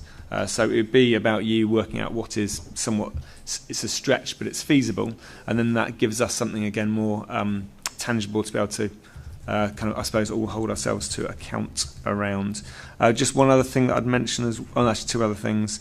There's something as well about, and we talked about it in the pre-meeting last week. I'm just particularly interested around, I don't know if you'd simply describe them all or lump them together as emergency repairs, but for example, a situation that there's repairs that are annoying and there are repairs that have a huge, or repairs that need to happen that have a huge impact. So a broken lift in a high-rise flat means that some people will be housebound, or you know, somebody's front door is broken down and therefore maybe they're living away from home or something. So I guess I'm particularly interested in lifts, but I wonder if there's a wider category around emergency repairs and our responsiveness on them. So that would be another one. And I suppose one other one. So and this goes right back to the original, like the introduction to this whole, the introductory comments and wanting to get better qualitative input. I suppose, so it's good that we're driving up responses from tenants, but I think it'd be also really important to try to work out how we can get better feedback from citizens coming into the hubs and the people, people's kind of satisfaction with how we are doing and the empathy you're experiencing or not within the hubs, for example. So that's a barrage of extra things as well. Any final comments? I was conscious that Councillor Aqarn also wanted to come in. Yeah, just the final comment, Chair. Can I say thank you for chairing this scrutiny board, and also I want to thank the elected members for your questions and comments. And I just want to thank the officers for putting a lot of work in producing the reports for us and go into details. As you know, I'm the new exec member for housing, and we've got over 52 social houses we manage, and there are 28,000 people on our register for rehousing, and you will get some challenges within, if you're managing 52,000 social housing. But however, going forward, I think we can work together, and I will make sure we get a better performance data. And what I've heard the comments this morning, and we will work with yourself, Chair, and the elected members, how we produce those performance data here as well. And also looking forward to working with you on the subgroup, looking on repairs as well, Chair. Thank you. Did you have a final comment, Adam? If you want. Forgive me, that sums it up perfectly. Thank you. Okay, so many thanks for all the input so far on housing. We do just have the final section from Polly. So if I'm all right to hand over to you, Polly. So I think we've just gone into afternoon, so good afternoon. I'm Polly Cook, I'm the Chief Officer for Climate, Energy and Green Spaces. I think we have less within the performance report for a couple of reasons. So one, we bring an annual report to Executive Board and here about the climate agenda and the carbon reporting. A lot of the carbon reporting takes longer to do, so we do that annually rather than on a more regular basis. And also there's a lot of work within that portfolio which is driven by sort of grant activity, and so there's not necessarily that annual trend or the historic data in the same way. And some of it also feeds through into, for example, Adam's portfolio around some of the work that they do on housing, so we don't double report. I wasn't going to dwell too much on the Leeds pipe networks because Lisa covered a lot of the stats within her update anyway, which I suppose proves that we're integrated. And we've already discussed it here, but obviously happy to take any more questions on that.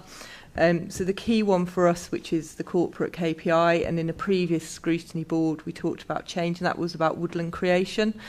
And obviously as time's gone on, that's becoming more challenging to deliver because of land availability. But what we're also seeing is a request from sort of residents and elected members about actually thinking about our spaces differently, and thinking about sort of biodiversity and different types of habitat.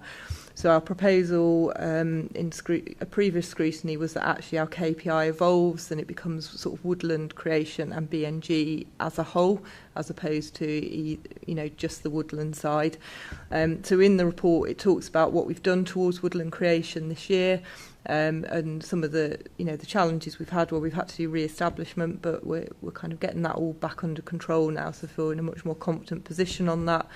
Also talks about the move away from chemicals and spraying, and that we're now moving towards mulch mats as a more sustainable way of maintaining our trees.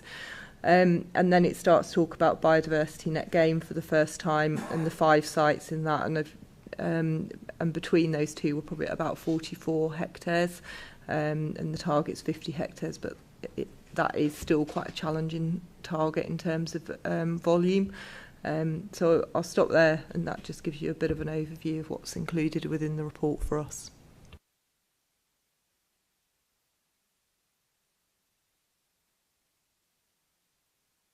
Councillor Chapman, take it away.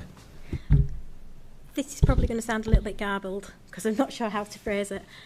First of all, I guess what struck me in here, and I know this is measures and it's a performance report, but there's literally nothing about parks anywhere. I don't know what KPI I would suggest, but I would think there should be something monitoring how we're doing in our parks. How are our playgrounds? What's the accessibility like? Paths, safety for women and girls. Is there anything else? Oh, safety, actually, we brought it up in the pre-meeting. Safety for everybody in our parks and how to make them more usable at different times of the year. So there's something around there. I don't know what it is, but I think there's something missing because parks is a huge impact on our areas. I mean, it's the one place people can go. It doesn't cost them anything generally, apart from parking in some places. It's access to the outside. It's play for the children. It's a huge, important part of what we do, and there's no mention of it. And then I had a specific question just about the Section 106 agreements where developers can offload their requirements onto someone else, what we require of them onto someone else to deliver. Who monitors those Section 106 agreements to say, because I've got another example, which I won't mention, but other than broadly, is we've got some money and we've got a piece of land and something's supposed to happen to it. We know what we want to happen to it, but we cannot get it delivered because we run around in circles about where is the funding, who's going to design it, who's responsible for it, is it housing, is it planning, is it parks? So there's a big area around there about how we can deliver on some of this requirements from the developments that are going in our areas as well. There you go.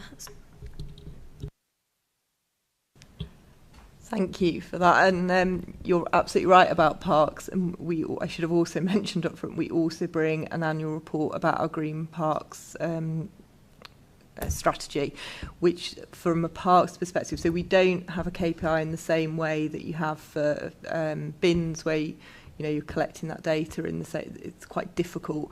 But what we do have is something called the Leeds Quality Park Assessment, where we undertake an assessment each year to see how parks are improving. So it's a replica of sort of the Green Flag assessment, which we do at our biggest parks. And that's something that we carry out. And the other thing that we also do is accessibility assessments. And so we report on that. So I think that's due to come in March this year to the Scrutiny Board. So that does pick up the overview of all parks. It also picks up on sort of playground improvements, playground assessments, all the sort of things you mentioned. So apologies, I should have mentioned that up front as well. In terms of the Section 106, I'd have to understand the specific example. So in terms of sort of the absolute overview of Section 106, it sits with the planning department, and then that funding is provided to whoever. So for example, if it's Section 106 and it's to do with improvements to green space that's vested within my area, that funding will come across to us as a service to work with local ward members to deliver. If it was housing land or highways improvement or education, it would go to the relevant department. But obviously it's members that are driving what's done by that work. So if there's a specific example that you want to send me through the details, I'm more than happy to look at that. But that's how we normally work, and normally that is quite successful. So let me know the specific incident.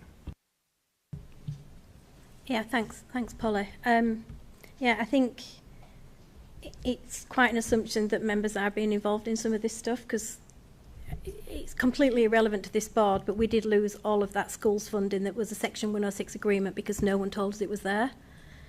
And I actually think parks are really good at telling us what Section 106 agreements we've got in funding, but nobody else does, which is a different board.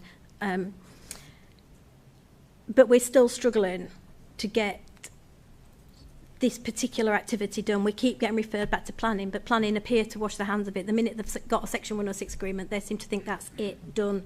They've done their job, they've got a development, they've got a Section 106 agreement, off you go. And the integration there doesn't seem to be quite right, or it's not working for us. So we'll come and talk to you about our particular issue and see if we can make that one work. Great, many thanks. I've just got a couple of comments as well to add. I guess, again, this loops back to the very foundation of wanting to try to get better qualitative kind of citizen feedback on a regular basis. And I guess something that strikes me a lot from this conversation is there is that, I used to do it, there is that portal where we seek citizen feedback on a number of things. No, it's not even commonplace. Maybe it's older than that. There's a thing where you sign up and you get emails, and just maybe it's not even. I did it about 10 years ago, and then I got busy. But anyway, I suppose I I suppose it'd be really interesting to try to, and I think this is where we're trying to head, but to try to set an aspiration which in itself would bring its own KPIs, which would be to say, how do we build city voice? How do we, and this is far bigger than parks, far bigger than pretty much everything we're talking about today, but how do you try to set an aspiration where 5%, 6%, 7% of the population are kind of signed up on, I don't know, like mailing lists or something, and then giving feedback, and if they fill the surveys out in a given month, they then get entered into a hat for some money or whatever. And that, where I'm going with this, that would give us the opportunity to start to build up a lot of data whereby you could say, you could have a given survey which would be, have you used, how many times have you been to the park a park in Leeds this year? Was that more or less than previous years? Or, when you go to the parks in Leeds, are you satisfied? Are you more or less or equally satisfied as you were previously? And that's data we don't have at the moment, but it might mean that in 5 years' time we're building up a whole load of extra data that would enable us to track more fully and would be able to help us to scrutinise ourselves and our work more fully. So there's something there about that. Another more specific thing that we could do sooner rather than later, I don't know, I suppose I'm interested in allotments. I'm struck that there is, by all accounts, high demand for allotments, but I'm also struck that there are certain allotment sites which seem very underused, and maybe actually all the plots are allocated but people have just given up. But I suppose I'd be interested if some data could come to us as part of this performance management, which would be about quantifying how many of the allotment sites in the city or allotment plots are taken, and how many as well we think are actually being used or not, something around that. And finally on this, I think it links with biodiversity. You're talking about doing less spraying around the green spaces, around kind of where we're doing tree planting. As I understand it, I think we're trying to do less spraying as well, with chemical spraying around the streets and kind of weed suppression.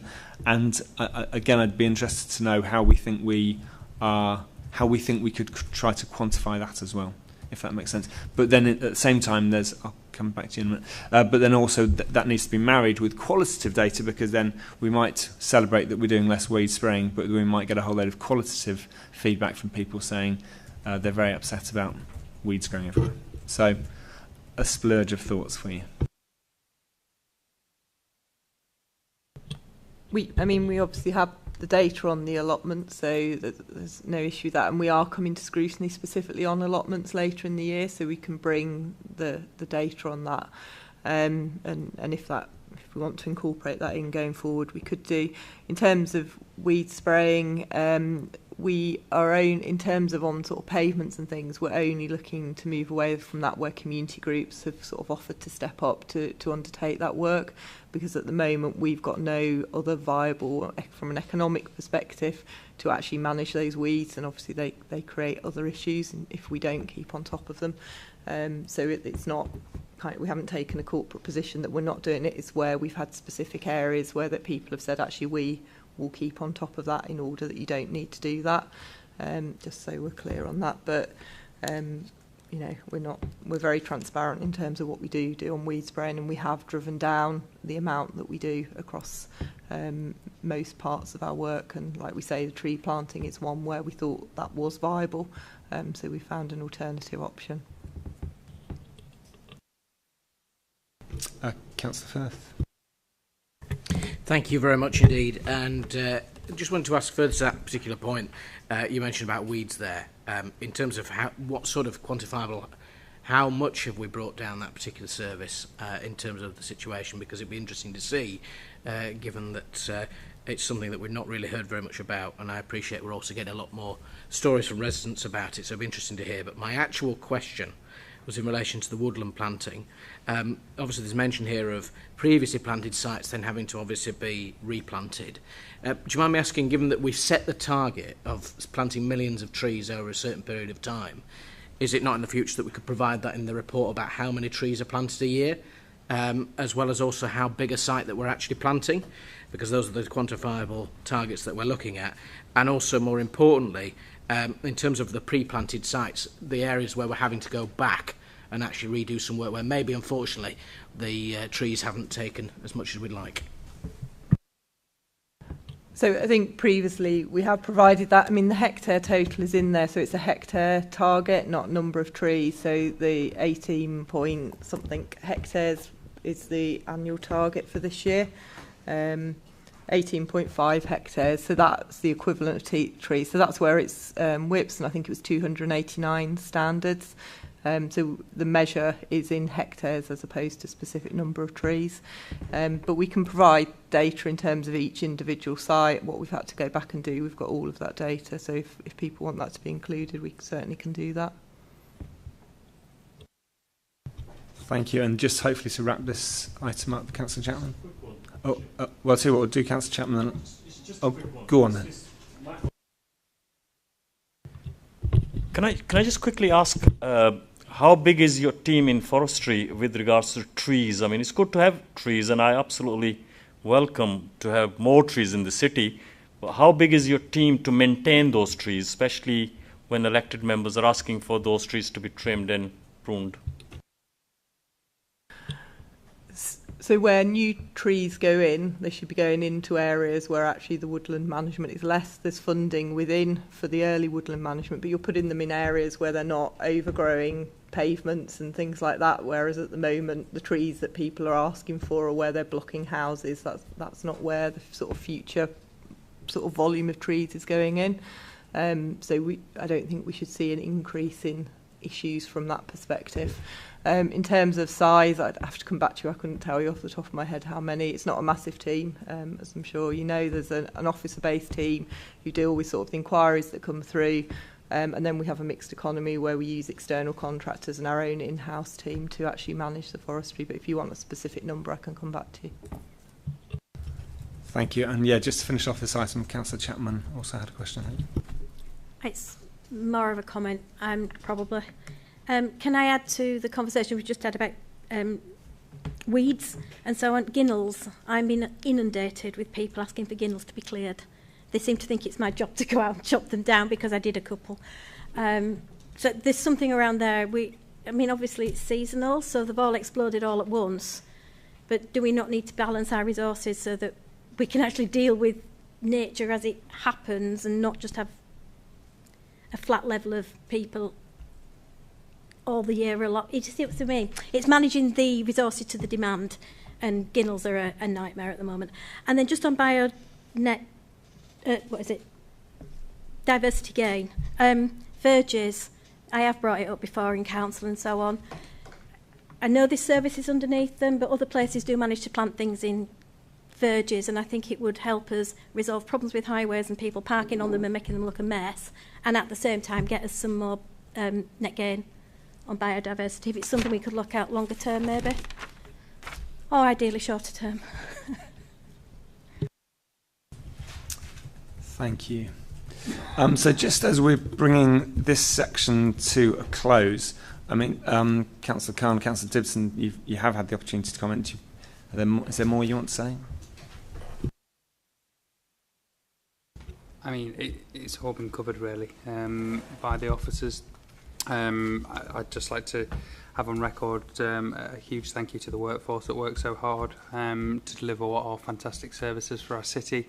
You know, you heard from the refuse team that the scale of the task that they have to do. 500,000 bins a day, or a week rather. And with a high success rate. But I do take on board some of the comments that have been made here around better, more accurate reporting of where there are missed bins. And there is work afoot in terms of redesigning or re-looking at the service to make it more locality-based. You heard what I had to say about comms in terms of fly tipping and being more proactive on fly tipping around comms, and perhaps looking at how we can work with community committees on things like CCTV. And point taken as well with regards to the importance of parks and not being in the report, and we'll make sure that doesn't happen again. But you know, I'm sure most members here will recognise the fantastic work that's been taking place in our parks from Improve Our Parks. Anybody that's been up to Temple Newsome recently, anybody who's been up to Lotherton soon when you go up to Golden Acre as well. There are more improvements at round here as well to restrict access and make sure that no unauthorised access goes on. So there's a lot of improvements citywide in our parks, and they are the crown jewel in our services, and I'm sure that the public recognise that as well. But totally accept what you say in terms of making sure that we have the data, quantify that data to make sure that we're doing the right things. The only thing that I would say is that obviously parks, my experience of parks is they work very closely with members, friends of groups, and other volunteers and stakeholders to make sure that any interventions or improvements or upgrades to parks or any changes to parks are always led from bottom up and serve the communities. So whilst we obviously need to make sure that we're gathering as much data as possible, a lot of that work does get done earnestly. So, but other than that, no, nothing else to add. Thank you. Great. I was going to bring it to an end, but Councillor Barker hasn't had the opportunity to speak in this section. So, one very quick point. We're going on to really dry times, and I've been through a few parks. And in theory, we're supposed to ban barbecues and stuff. Temple Newsham, there's a sign about that big that nobody is ever going to see. At Middleton, there's not one sign in all of Middleton that says ban barbecues. And when we do put the sign, if they're going to be that big, no, we just need something more larger, because there's thousands and thousands of acres that if we go up in flames, we're in deep trouble. But fire engines and stuff like that. Use the mice money. Sorry. Yeah. Yeah. Point taken, and obviously some of the other councillors mentioned that there is an opportunity there to use mice, but Polly will be able to explain the details around the bylaws and enforcement, and who can enforce the bylaws, and some of the risks that are involved in that in terms of sending park officers to be able to enforce it. But I totally agree. There's nothing worse than when you go on, say, Soldiers Field, and there's some patches or whatever, people that have been irresponsible using those horrible disposable barbecues and just putting them on grass. But we're looking at it. But I'll let Polly explain the detail. Well, I think what I'd suggest, actually, because that doesn't really tally with what we're doing specifically here around performance management, I think it's something that we should hold on to and put into the work programme. Yeah, and so it can be part of the annual review. But I'm conscious we're already well over half an hour beyond, and I think it falls outside the scope of performance management. So many thanks to all who have contributed to this. I suppose the thing I would say is that as and when other things, I clearly think it's crucial and fundamental that we can keep holding ourselves to account and have this good mutual accountability with officers. And so if other matrices, whatever, other measurements come to mind, please do bring them, and just because they've not been part of that conversation, I'm sure we can keep feeding them into officers to make sure that when they bring intelligence to us and information and data to us, it can be in the most usable possible form. So do we need to accept that, or we just, that's... Yeah, it's to note. Yeah, so we are just we'll pick up the other actions. Yeah, we are noting that, and we've got a whole load of actions. We are now just going to move briefly into the work programme discussion. If people can stay around, please do. If you need to get off, please do. Councillor Haigh? Yes, there's a proposal that we discussed before about bring the work programme for this very reason earlier in the agenda, so we can just briefly make sure that we're on board with that. And I'd like to propose that we do that in future. And also we did pick up bringing back the academics to talk about how we're measuring qualitative experience, so if that could be popped in somewhere. Thank you.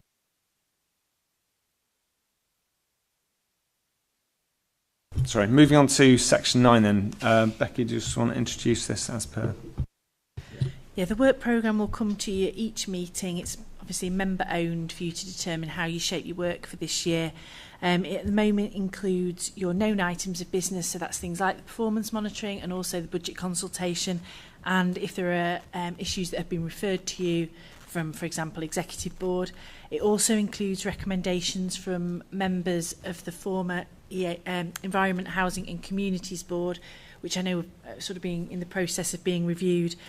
There's flexibility in there to incorporate additional work as the board sees fit if you want to feed that through on an ongoing basis. I have picked up the stuff that's been mentioned already in the performance report, so around the repairs, around the recycling data and the issues around performance management, and I'll pick up with Ian Strickland to build that into the next report for January. Thank you, Becky. So yeah, so just briefly, if people want to bring particular, people want to highlight particular issues that need to be part of the work programme, please speak now. Councillor Firth. Thank you, Chair. I think that one thing that was quite evident, given that it wasn't included in today's information, a particular look at unauthorised traveller camps across the city is a big issue, especially given the prevalence across a wide range of different areas, particularly our parks and private estates, among other areas. Many thanks, Councillor Akhtar. Can we also add graffiti onto the work as well, please, for the this municipal year? Because I think it was discussed about a few years ago, where the police turned around and they said it's not one of their top priority. But I think we need to bring the graffiti back again, because it is causing a lot of stress and the health and well-being to our local residents, where the issue is in some part of the city. Many thanks. Councillor Hills. True. Could we consider adding progress towards the homelessness targets in the city to the work order? Because I think the homelessness strategy applies between 2023 and 2028, so it'd be good to have like a mid-point review of that kind of thing. Any more for any more? Councillor Chapman. Could we include in the maybe an update on the locality working that you're developing? Can we include parks teams in that? Yeah. Okay. That's okay. I just think they could work really well with the cleaner neighbourhoods teams to make things more efficient and better. And then if there's anything we can do at looking at the housing estates and how we, not the houses, because we've talked about that to death, but the actual environment that the houses are in, because I have to say they're tatty and quite dangerous at times and not particularly nice places sometimes to be. So the more we can give people a pride in where they live, the better it will become. So I don't know how we develop that as a work programme, but I'm guessing you're probably already on it. But an update on that at some point would be helpful. What about employee survey satisfaction? I can't remember what the survey is called. Is it the Pulse? The staff surveys. Do we? Yes, but if we have got, I get that. But if we've got, okay, so related to high numbers of vacancies at times, James has gone, but where we've got high vacancies and we're slow to recruit, that must be having an impact on the morale of our staff. Do we not consider that at all? Because it impacts onto the services may be providing, because I don't know, does captains goes? I know there are certain teams under a lot of pressure, and that would feed back into the delivery in our areas for the services they're supposed to provide. But if it's strategy and resources, it's fine. I can go there. All I was going to say, Councillor Chapman, is what I would probably suggest is that we do some sort of link up with the staff survey as it goes through strategy and resources, so we can do, to avoid some duplication and avoid officers coming to multiple meetings, if we could have a representative go to that meeting to represent this service area at the strategy and resources discussion, if that was satisfactory. And then just, I know I touched on it earlier, but can we look at verge management? Is that ours or is it highways? Like, verge management strategies. Is it I don't know where it sits. Is it highways? But no, these guys do it. These guys cut them. It's run through Verges. highways. No, verge. Verges, grass verges. Bird management strategy. How do you manage birds? How do you deal with the swallows compared to the robins? Well, there are ways, but no, verges, green verges on the side of roads. So how do we deal with the ones that look horrific because everyone uses them as a parking spot? And is that right? Should we do something about making that a more permanent feature. But also, how can we, where people really do want verges and they are beneficial, which lots of verges are, is there something we can do? I have been through this loop before with what was it called, Trees for Streets, but we didn't get anywhere. But you don't have to plant a tree. You could plant a small bush and it would still make the area better visually. Who's going to maintain it? Well, that's part of having a verge management strategy, isn't it, to work that out?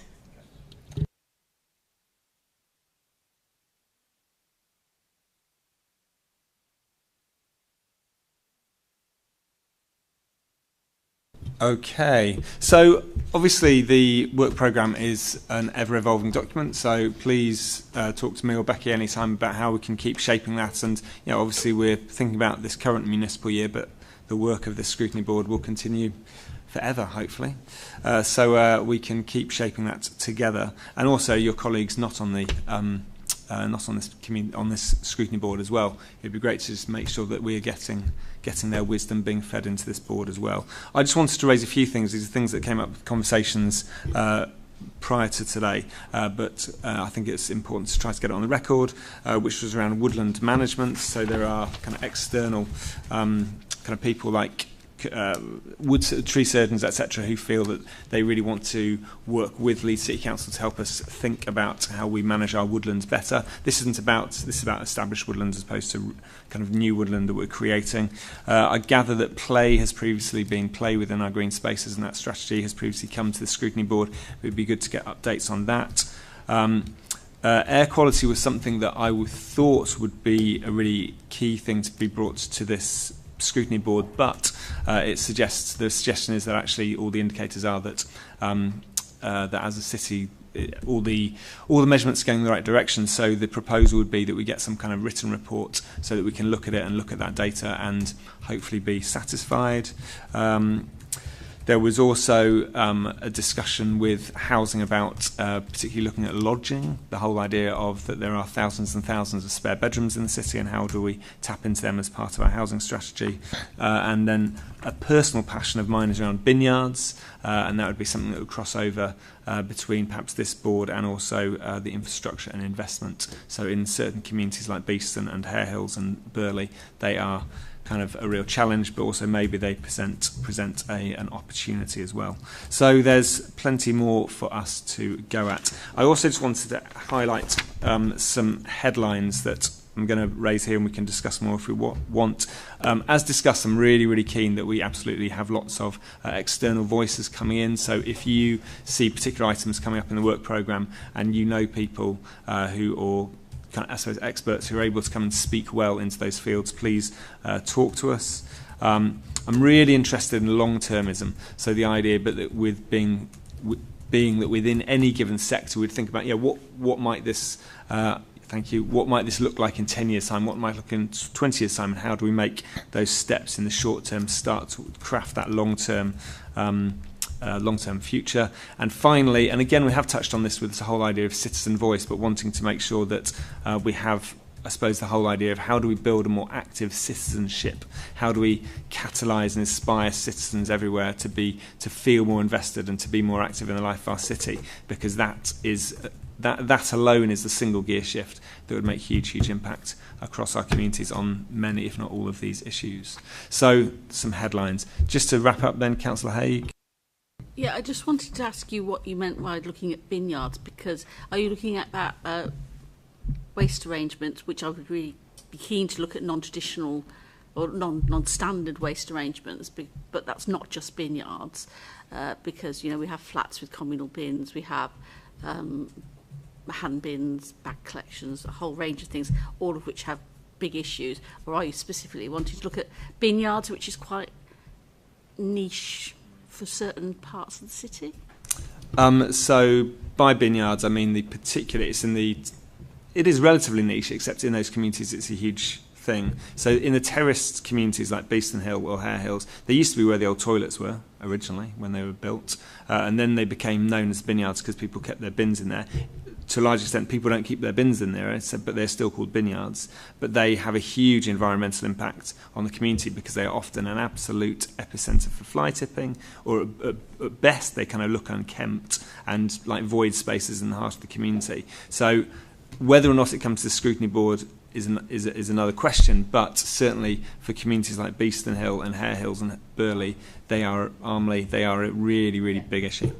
Yeah, it's not that I'm unaware of bin yards, and we have them in my ward as well, but we have a range of non-standard waste collection that are really problematic. So if we are going to look at it, I'd like to look at the whole range rather than just bin yards, because I do think that is a bit too specific.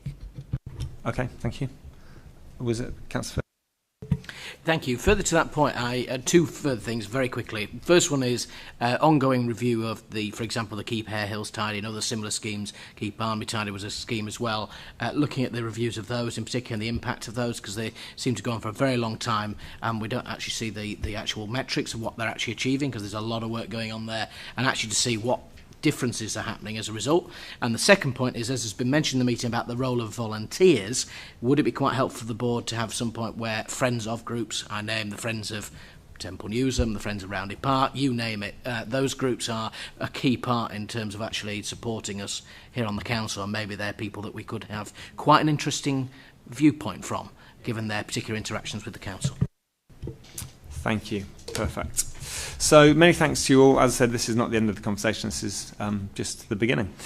So yeah, just if we can all just note the draft work programme such as it is. Becky will be scheduling additional items highlighted as part of this discussion into the work programme, and I'm sure Becky and I are open to all further discussions into the future. So final item, the next meeting of the Scrutiny Board is on at 10:30 a.m. on Monday the 20th of July, and there'll be a pre-meeting beforehand at 10 a.m. Many thanks again to you all, and see you again soon.